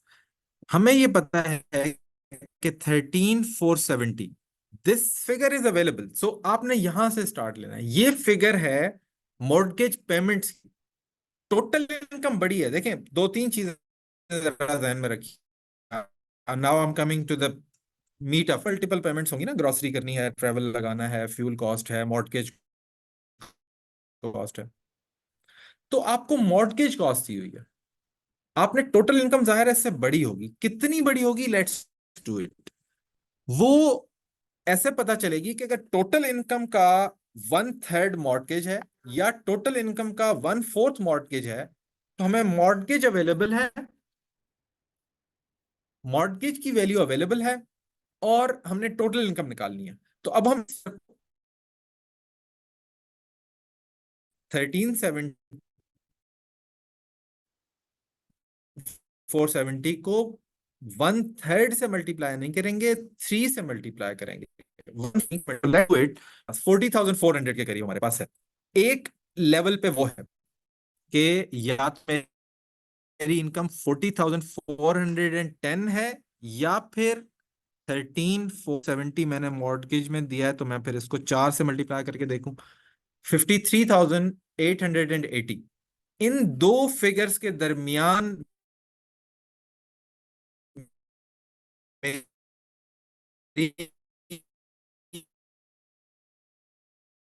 इनकम है, केट की इनकम है। अब आप देखें, ये जो ऑप्शंस आ रही हैं, 50 फिगर है 53,808। इसका मतलब है ये सैलरी मेरी हो सकती है, ठीक है, क्योंकि 880 तक हमारी इनकम हो सकती थी केट की इनकम, और ये उससे कम है, तो इस रेंज में आता है। हमारे पास जो रेंज ऑफ इनकम है, सॉरी, 53,880, 53,000,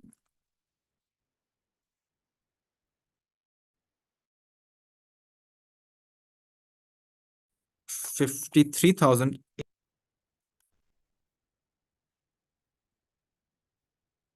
जो पिछली थी,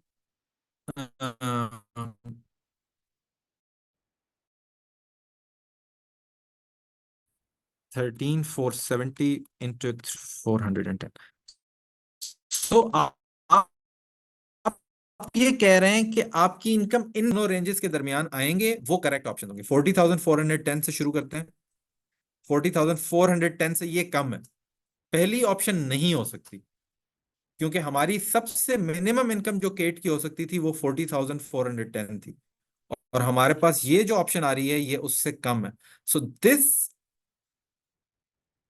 only this option is out of the range that we have. हमारी रेंज थी ये, ठीक है। सो 43,000 इस रेंज में आता है, 43,000 इस रेंज में आता है, ये ऑप्शन ठीक है, ये आप पिक करेंगे। 47,000 इस रेंज में आता है, 47,000 भी इस रेंज में आता है।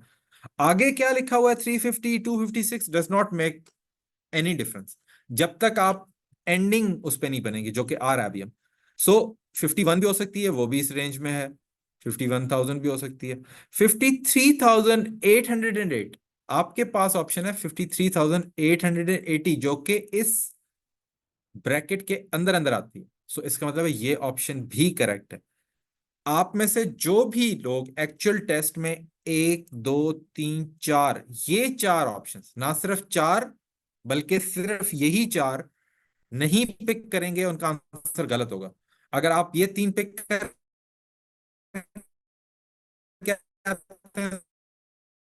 तो आपको 3/4 ऑफ द आंसर 75 है, उसको भी जीरो मिलेगा। किसी ने सारी ऑप्शंस के साथ ये भी क्लिक कर दिया, उसको भी जीरो मिलेगा। किसी ने ये पहली चार पिक कर ली हैं, चूंकि ये गलत ऑप्शन है, वो भी गलत हो जाएगा। सो आप चाहे ये क्वेश्चन ना पढ़ते, चाहे आप इसको आधा पढ़ के छोड़ देते, चाहे आप इसको स्किप कर देते, आपका आंसर अगर इन चारों ऑप्शंस के अलावा कुछ भी है या नहीं है, आपका आंसर जीरो है। So the point here is, the point I would highlight here is कि always ensure that when you are attempting a question, तो silly mistakes must be avoided। क्यों? ये जो सिली मिस्टेक्स हैं, इसका नुकसान ये है कि आपने इस क्वेश्चन पे 2 मिनट, 3 मिनट, 3.5 मिनट, इस छोटे से टेस्ट में इतना बड़ा टाइम इस पे लगाया भी, और सिर्फ किसी सिली मिस्टेक की वजह से कि आपने जल्दी से इसको 880 पढ़ा, आपने इसको कर दिया। So that will give you a zero mark, and it will be the same for someone who even did not look at this question. Am I making myself clear? ओ, काफी ज्यादा फिर वो आ गई हैं।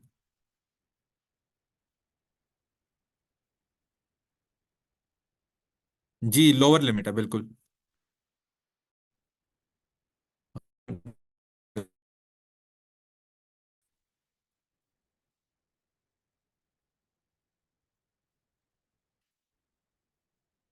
ओके।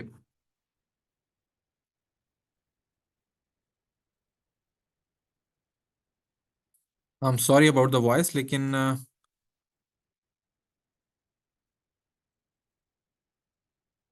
जी, BCDE। वॉइस का क्या करें? Voice में भी आप लोगों के एंड पे इशू हो, मुझे नहीं समझ आ रही, बिकॉज मैं वाईफाई नेटवर्क पे हूँ and there is no possibility कि मैं इसको कुछ कर सकूं। ओके।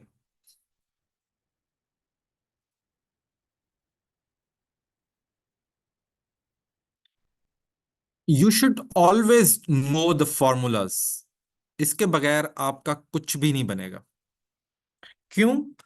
कॉन्सेप्ट समझना अपनी जगह है, लेकिन कहीं ना कहीं एक मेमोराइजेशन रिक्वायर्ड है। फॉर एग्जाम्पल, x⁻0 = 1, या x⁻a y⁻a would make xy⁻a। These are the tricks which you must note. और बाय द वे, ये मैथ रिव्यू में covered. So it's not something that is coming out of the box. एक दो चीजें अगर out of the box आती भी हैं, तो with your basic knowledge of those concept आप ये कर लेंगे। तो नेवर वरी योर सेल्फ के बहुत ज्यादा को आउट ऑफ चीज आ गई। लोगों को ज्यादा प्रॉब्लम्स किस में होते हैं, वो उसके लिए मैं आपको रिकमेंड करूंगा, प्रोबेबिलिटी में आते हैं, इस तरह के एक्सपोनेंट्स में आते हैं।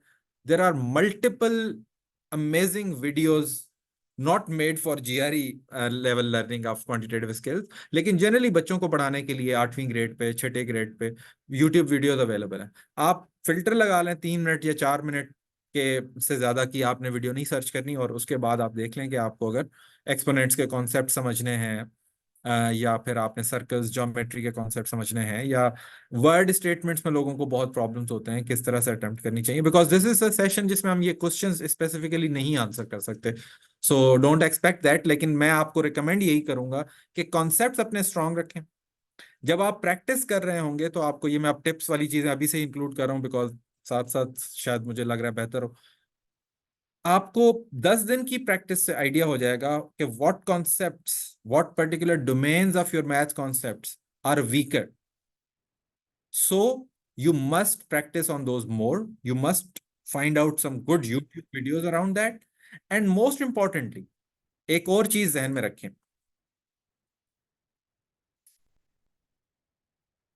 वो ये कि यार ये ट्रायंगल जो है वो कुछ ज्यादा ही। अच्छा, always apply this rule in your initial practice stage। वो मैं आपको ये बता रहा हूं कि what you should do is कि when you practice and pick one option for an answer, write down the confidence level you have in that option। For example, आप गए, आपके पास क्वेश्चन था, ये आपने आंसर पिक किया ये, तो लेट्स से सलीम है एक स्टूडेंट, उसने उस मैं रिकमेंड आप सबको ये कर रहा हूं कि अगर आपने ये ऑप्शन पिक की है बी, और एक ही ऑप्शन मिसाल के तौर पे पिक करनी थी, आप लिख लें कि आप 90% लेट से कॉन्फिडेंट थे, कि आपने 90% कॉन्फिडेंट है कि ये स्टेटमेंट सही है। बहुत कम होंगे जो कहेंगे यार मैं इसी ऑप्शन को 100% कॉन्फिडेंस के साथ कह रहा हूं कि मुझे कंफर्म है कि इसके अलावा ऑप्शन हो ही नहीं सकती। ये लेट से सलीम का आंसर है, ये आमना का आंसर, कॉन्फिडेंस लेवल का कि ऑप्शन बी करेक्ट है।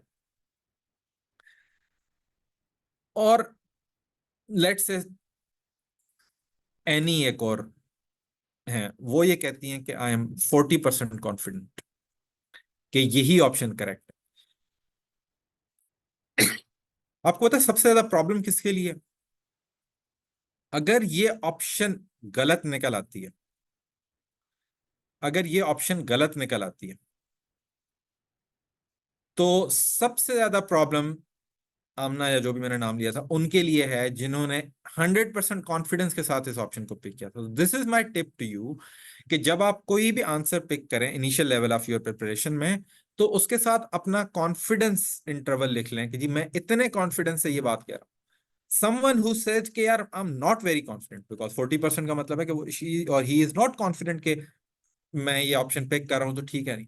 वो फिर भी जब नेक्स्ट टाइम प्रैक्टिस करेगा तो उसको पता होगा कि मेरे ये वाले कॉन्सेप्ट वीक हैं। लेकिन अगर आप किसी कॉन्सेप्ट के बारे में बहुत स्ट्रांगली कॉन्फिडेंट थे और आपने 90% या 100% कॉन्फिडेंस से कहा कि वो ऑप्शन सही और वो गलत निकलती है, then there is a problem. It means कि आपके अंडरलाइंग कॉन्सेप्ट्स में सीरियस प्रॉब्लम है।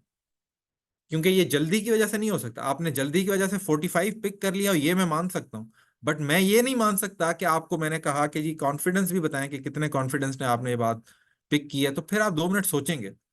फिर आप ये जल्दी वाली की वजह से गलत नहीं कर सके होंगे। ठीक है। तो बेहतर ये है कि आप जब ये स्ट्रेटजी अप्लाई करेंगे तो जिन कॉन्सेप्ट्स पे आप बहुत ज्यादा हायर कॉन्फिडेंस से एक आंसर करें और वो गलत निकल आए, उन कॉन्सेप्ट्स को ज्यादा टाइम दें, उन कॉन्सेप्ट्स पे ज्यादा टाइम स्पेंड करें। And I can assure you, YouTube पे बहुत अमेजिंग वीडियोस हैं जो कि आपकी conceptual clarity, that's a very important aspect. मैं जब फॉन्ट सेक्शंस ले रहा होता हूँ तो मुझे लोगों के average average is such a basic concept. ठीक है उसमें कुछ ट्रिकी उसमें चीजें आती हैं, लेकिन जब आपका किसी कॉन्सेप्ट की एसेंस प्रॉपरली कवर्ड होती है, देन देर इज नो वे कि वो गलत आप आंसर पिक करें, अनलेस आप अंग्रेजी ना समझ पाए उसकी। और वो इसलिए हो सकता है कि आपने जल्दी में पढ़ा हो, बिकॉज अदरवाइज आप जीआरई का टेस्ट देने जा रहे हैं और आपको मैथ की क्वेश्चन में अंग्रेजी ना समझ आई हो, ये नहीं हो सकता, वो जल्दी की वजह से हो सकता है। सो अगर आपके कॉन्सेप्ट्स की क्लैरिटी, बेसिक कॉन्सेप्ट की, अगर आपका एवरेज का कॉन्सेप्ट इस बात पे क्लियर है कि एवरेज एग्जैक्टली क्या होती है, करती क्या है, कॉन्सेप्चुअली आप क्लियर है, तो there is no option other than being in hurry और बीइंग कैजुअली मिस्टेकन कि आप वो क्वेश्चन गलत अटेम्प्ट करें। So you need to know these concepts and apply those in the your practice. और उसके बाद आप ये देखें कि जब आप टाइम बाउंड प्रेशर टेस्ट के अंदर जाते हैं तो आप रिग्रेस प्रैक्टिस के बगैर अगर गए होते हैं तो आपका कॉन्फिडेंस लेवल शेटर हुआ होता है, जिसकी वजह से आप एक ही चीज 4-4 दफा 8-8 दफा देख रहे होते हैं। And that with a tension and anxiety level high gets you even worse. So I would always suggest you कि जब आप प्रैक्टिस करें, हम प्रिपरेशन प्लान की तरफ अभी आते हैं, तो उसमें आप अपने कॉन्सेप्ट क्लैरिटी को, उसके अराउंड उन कॉन्सेप्ट के क्वेश्चन की प्रैक्टिस सिर्फ उस पर्टिकुलर दिन या 2-3 दिन के लिए करने को बहुत ज्यादा प्रायोरिटाइज करें। अब ये देखें, ये जिस तरह रूल्स हैं कि जी 60-90 की ट्रायंगल का हो या 60-60-60 इक्विलेटरल ट्रायंगल का, तो ये रूल्स बनते हैं। और अगर आपने पाइथागोरस थ्योरम लगाना है तो ये कुछ चीजें होती हैं। फॉर एग्जांपल अगर ये साइड 1 है, ये साइड 1 है, तो ये स्क्वायर रूट 2। अब आपकी एनालिटिकल थिंकिंग अगर स्ट्रांग है, लॉजिकल थिंकिंग स्ट्रांग है, तो अगर मैं आपको कहूँ कि ये 90 है और ये भी 90 है, तो कंफ्यूजन नहीं करनी चाहिए कि 90 यूजुअली एंगल्स के लिए यूज होता है ट्राइंगल्स में, तो मैं वहाँ ये 90 है, ये 90 है, तो इसकी side 90 into square root of 2 होगी। और square root of 2 usually 1.4, usually क्या जो भी इसकी स्टैंडर्ड वैल्यू है 1.4 समथिंग होगी। अगर ये कंपैरेटिव क्वेश्चन होता और कोई चीज 1.5 से भी मल्टीप्लाई हो रही है या 2 से मल्टीप्लाई हो रही है, तो आप राइट अवे आप स्क्वायर रूट 2 को जाके मल्टीप्लाई करके देखें, वो ना करें। तो आपको ये अगर पता है कि स्क्वायर रूट 2 1.4 होता है, these are the basic tricks कि ये 1.4 होगा किसी भी चीज के साथ, ये जब मल्टीप्लाई होगा लेट से 100 के साथ, अगर स्क्वायर रूट 2 मल्टीप्लाई होगा तो ये 150 कभी भी रीच नहीं करेगा, चाहे आपको ये नहीं पता कि 1.4 समथिंग क्या होता है स्क्वायर रूट 2 का। लेकिन ये तो आपको पता है ना कि 1.4 समथिंग होता है, विच मीन्स कि 1.5 नहीं होता। सो ये बातें आपकी प्रैक्टिस से हल होती हैं। और इस तरह की टिप्स, इस तरह की डायग्राम्स बहुत अच्छे से आपको आनी चाहिए, और इसके लिए इंटरनेट पे बहुत ज्यादा मटेरियल अवेलेबल है विच you must be.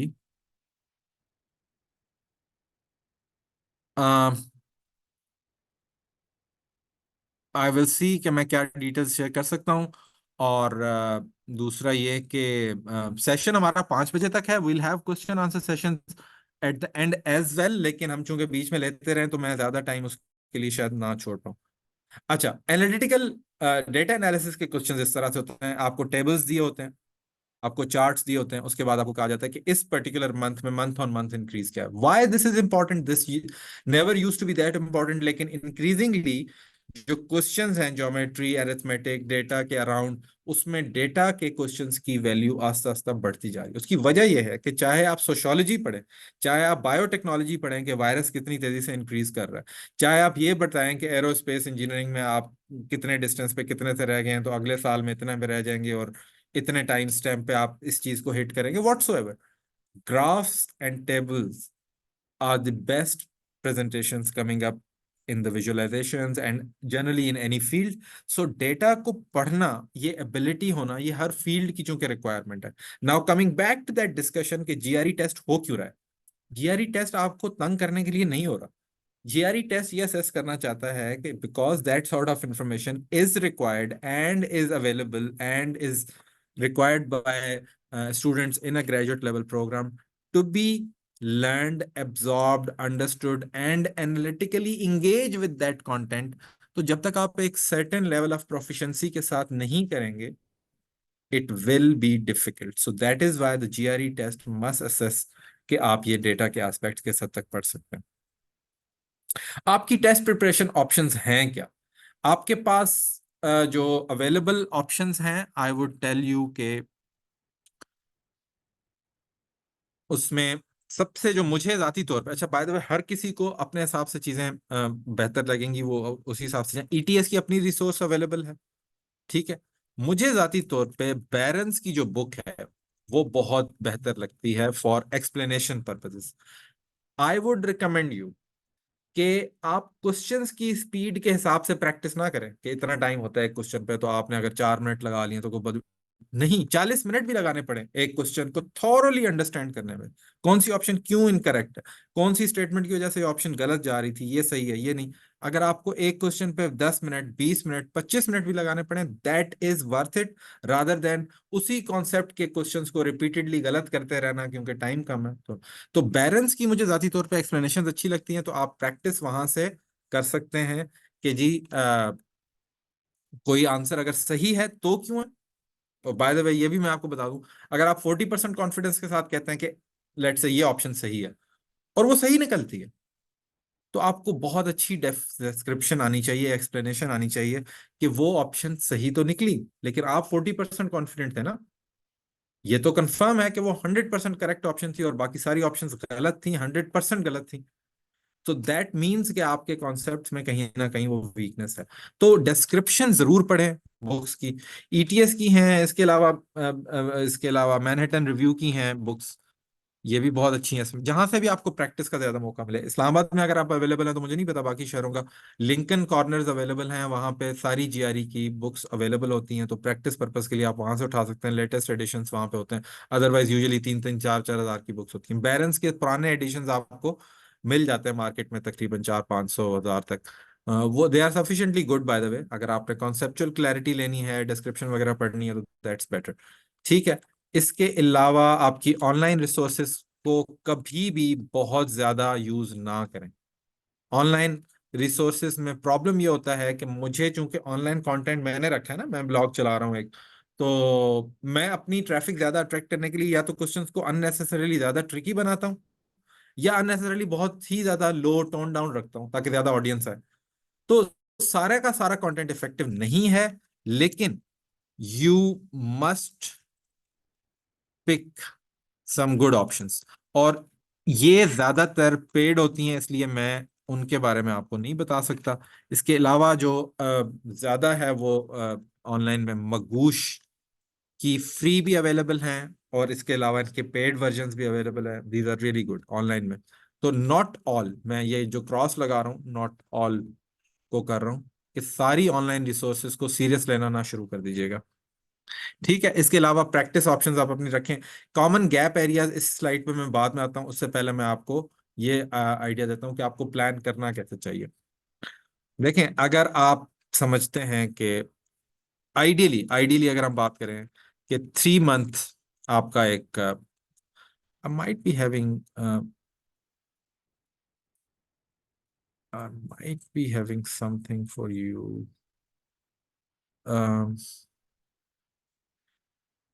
3 month plan अगर आप करते, तो अगर आप शुरू से भी कर रहे होते, तो आप 1 महीना तो लें कॉन्सेप्ट्स को क्लियर करने का। कॉन्सेप्ट्स, क्वांट के जो कॉन्सेप्ट्स हैं उनको, तो इसी 3 महीने का लिए अगर आपके पास 1.5 महीना है तो अकॉर्डिंगली चेंज कर लें, अगर आपके पास 1 महीना है तो अकॉर्डिंगली चेंज कर लें। लेकिन 1/3 of your time you should go into concepts की क्लैरिटी लेने में। ठीक है। सेकंड, आपको प्रैक्टिस, अच्छा इसके अंदर भी प्रैक्टिस है, लेकिन सिर्फ उसी कॉन्सेप्ट के अराउंड है। और होता ही है कि जब आप एक पर्टिकुलर कॉन्सेप्ट पे चल रहे होते हैं तो उस वक्त तो आपके कॉन्सेप्ट क्लियर होते हैं, लेकिन ये है मिक्स्ड प्रैक्टिस, जिसमें आप अरिथमेटिक के भी कर रहे हैं, ज्योमेट्री के भी कर रहे हैं, और डेटा एनालिसिस के भी कर रहे हैं। तो ये आपकी एक इंटेंसिव प्रैक्टिस होनी चाहिए। यहाँ पे आई would suggest don't go for time bound practice की तरफ ना जाएं। इस केस में,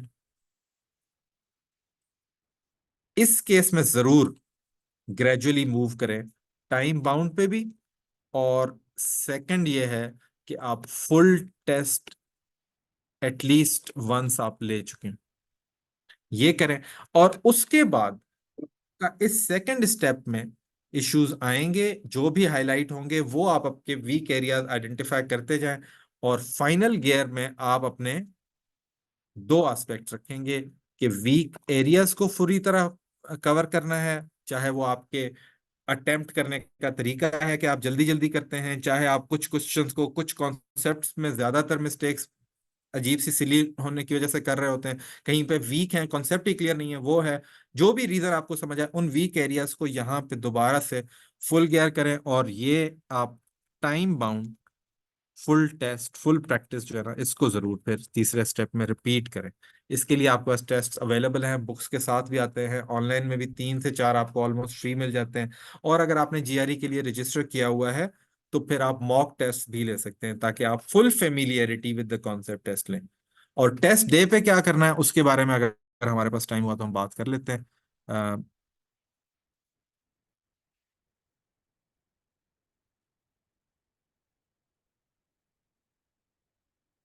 यस यस, मगूश पेड के लिए आप जरूर जा सकते हैं। नहीं, मैं एग्जांपल दे रहा था, ब्लॉग मैं नहीं चला रहा, लेकिन मैं वैसे कह रहा हूँ कि जो कर रहे होते हैं। मैं अब राइटिंग स्किल्स के अराउंड बनाना चाह रहा था, लेकिन मुझे कोई टीम अप नहीं हो सका, क्योंकि ब्लॉग्स बनाना, टेक सेवी होना, वो थोड़ा आता है। एनालिटिकल राइटिंग पे मेरा बड़ा वो है कि ना, सिर्फ जीआरई के लिए जनरली राइटिंग स्किल्स लोगों के बहुत वीक होते हैं, देख। तो उस पे मैं अपना एक वो करना चाह रहा था, चैनल वगैरह। लेकिन शुरू थोड़ा सा करके तो मैंने छोड़ दिया। इस पे मेरा कोई नहीं है, otherwise I would have definitely told you. Sessions मैं करता हूँ यूनिवर्सिटीज के साथ एंगेज करके, अदरवाइज ईमेल मैं आपके साथ शेयर कर सकता हूँ, लेकिन please do not expect me to be responsive to each and every email. Sometimes बहुत ज्यादा आई होती हैं, ऑफिस लोड भी होता है, तो मैनेज नहीं हो पाता। So no guarantees for that, लेकिन please try and popping up your वो। मैं तब तक आपको ईमेल आईडी, अब मुझे नहीं पता चैट में मैं जा सकता हूँ। चैट डिसेबल्ड जरूर है, लेकिन आप लोग देख सकते हैं।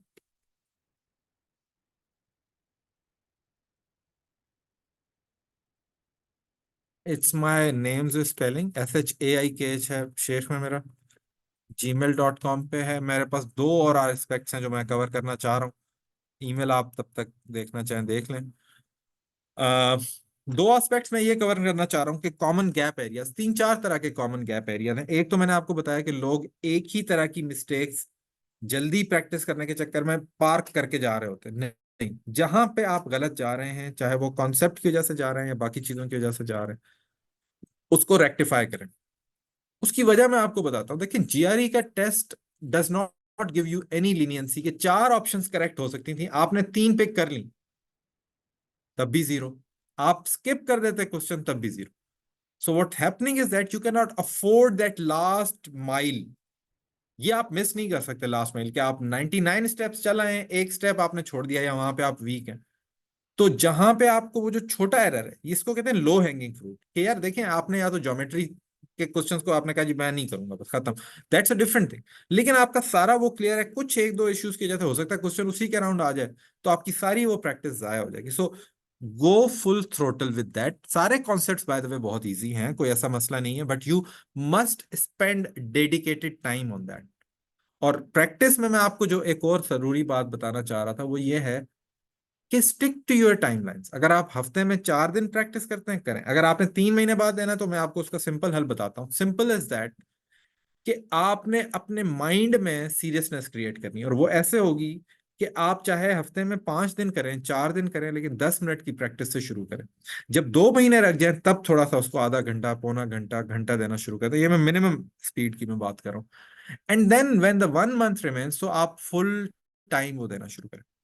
फुल 3 घंटे, 4 घंटे, 2 घंटे, जो भी आप टाइम, 2 घंटे इज गुड इनफ, वो देना शुरू करें। And this is how your mind will be tuned कि this is a serious matter. ये नहीं है कि आपने एक दिन 6 घंटे की प्रैक्टिस की है और अगले 6 दिन कुछ नहीं किया। This is not how your mind will take it seriously. Once your mind will start taking it seriously, जो कॉन्सेप्ट्स की एब्जॉर्प्शन है, जो गलतियों को रेक्टिफाई करने की एबिलिटी है ह्यूमन माइंड की, वो डिफरेंट तरीके से आपके सामने आती है। Your test will become your ultimate goal. तो फिर डिफरेंट तरह से होता है, क्योंकि ये 2 साल, 5 साल किसी किसी जगह स्कोर रहना है। तो आई वुड सजेस्ट कि आप स्कोर एक अच्छा डिसेंट लें, which is a good thing on your record. अच्छा, तीसरी बात ये कि टेस्ट डे पे जो मैं बात करना चाह रहा था, कि टेस्ट डे पे आपने क्या करना है। टेस्ट डे पे आपने, लेट्स से आप आपका टेस्ट है, अगर, तो मैं मिसाल दे रहा हूँ, 11:30 पे आपका टेस्ट है, तो I would suggest at least 3 to 4 hours before the test wake up.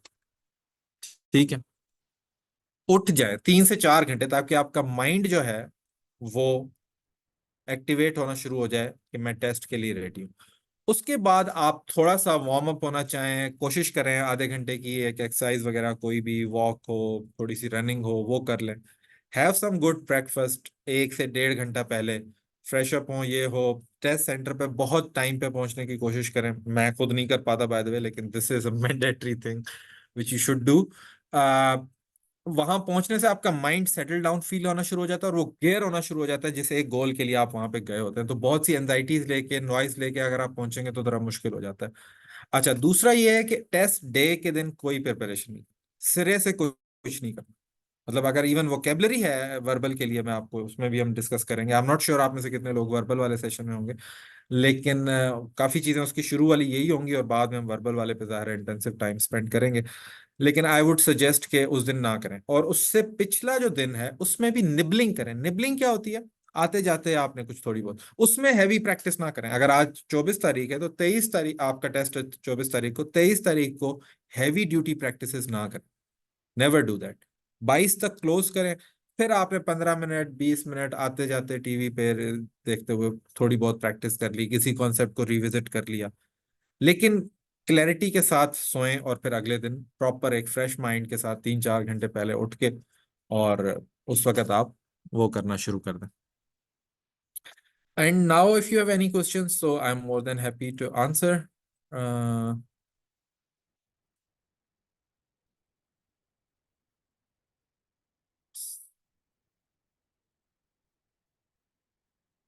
Slides random हालत में मैं से भेज सकूंगा, आप मुझसे ईमेल पे ले लीजिएगा। Is it helpful? कोर्सेरा के बारे में सच्ची बात है मुझे नहीं पता, बट आई वुड अज्यूम कि अगर उसकी स्टार रेटिंग आप देख लें, and if it is above 4.5 और something, please go at. I am sure it will be helpful. ज्यादा फायदा क्या होता है किसी भी कोर्स में, चाहे यहाँ की एक बिल्कुल ही लूज सी अकेडमी में भी आप एनरोल होंगे, ज्यादा ये होता है कि आपका माइंड जो है ना, एक डिसिप्लिन में आना शुरू हो जाता है। तो दैट हेल्प्स, आपकी सेल्फ ड्राइव ज्यादा काम करेगी। सो अगर आप किसी के साथ एसोसिएट होना चाहते हैं कोर्सेरा पे या फिजिकली, तो प्लीज डू दैट। ये वोकेबलरी के कुछ क्वेश्चंस हैं। चलें जी, if there are more questions please. नहीं नहीं, चैट जीपीटी बिल्कुल भी नहीं, बिल्कुल भी चैट जीपीटी यूजफुल नहीं है।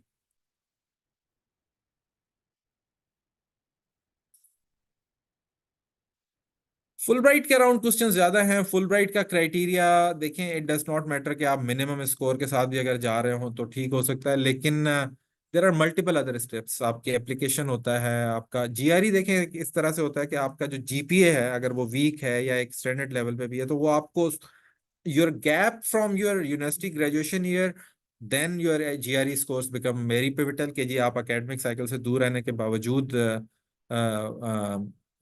इतना स्कोर ले पा रहे हैं, that becomes important. लेकिन other than that बहुत से एलिमेंट्स हैं, तो आपकी फुल ब्राइट एप्लीकेशन का कोई एक चीज नहीं है, लेकिन GRE is something that you can improve. GPA आपका 4 साल में बिल्ड हो रहा है. पर्सनल स्टेटमेंट भी ऑफ कोर्स बहुत सबसे ज्यादा इनफैक्ट मैटर ही वो करती है, लेकिन आप पर्सनल एलिमेंट्स तो उसके अंदर जो लिखने हैं वो तो नहीं चेंज कर सकते. तो चेंज आप कर सकते हैं राइट अवे अगले महीने 2 महीने में, वो GRE स्कोर है. तो that's why GRE becomes more की.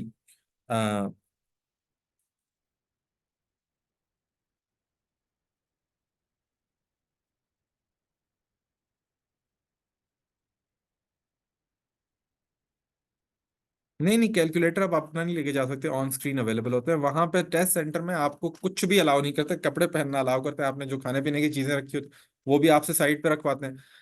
बीच में ब्रेक होती थी तो आप वो पी सकते थे या खा सकते थे, अभी ऐसा नहीं है. इसके अलावा ये है कि पेंसिल वो आपको प्रोवाइड करते हैं. रफ वर्क के लिए मिनिमम 2 या 3 शीट से ज्यादा नहीं होती, वो भी वही आपको प्रोवाइड करते हैं. तो you just have to go yourself, there is nothing else that is allowed in the center. So if you have no more questions, we can conclude the session. And the USEFP test center. Yes, any universities, US universities के अलावा Australian हो, UK हो, Canadian universities हो, these take your GRE scores better. It's a good indication. For example, अगर मेरा GPA लो होता तो मैं अच्छा GRE दे के उसकी कंपनसेशन दिखाना चाहता, even if there is no requirement of the GRE. तो GRE is definitely a good signalling because everyone considers it's a very very serious level, very well researched, well prepared test.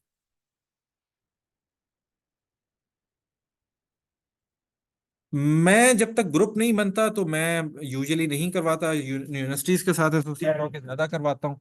वो option अभी currently मैं नहीं opt कर रहा, लेकिन if let's say आप में से ज्यादा कोई 10-12 का भी ग्रुप बना के आता है या मैं बनवा पाता हूँ तो I can do the coaching, that's not a problem. लेकिन 2-3 लोग हों तो फिर मैं नहीं कर सकूंगा, थोड़ी मसरूफियत है.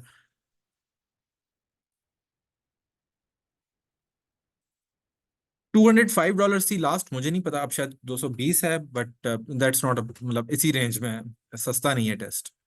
देखिए बहुत से क्वेश्चंस ऐसे हैं जो बेहतर है कि आप जब तक खुद सर्च नहीं कर रहे, इट मीन्स कि आपकी सीरियसनेस लेवल उस लेवल पे नहीं है, तो उस तरह के क्वेश्चंस ना करें. वो इतनी कमिटमेंट दिखाएं कि आप उसके बारे में जो जानना है वो सिर्फ सेशन से ही ना एक्सपेक्ट करें. ETS की वेबसाइट्स पे जरा देखें. USEFP team, if you can come over and conclude the session accordingly. Hi, everybody. Thank you for joining the session. First, I just want to thank Zulfiqar for doing this and being the instructor. And everyone, we do have another workshop on Monday for the verbal section, again with Mr. Zulfiqar. So feel free to sign up for that as well.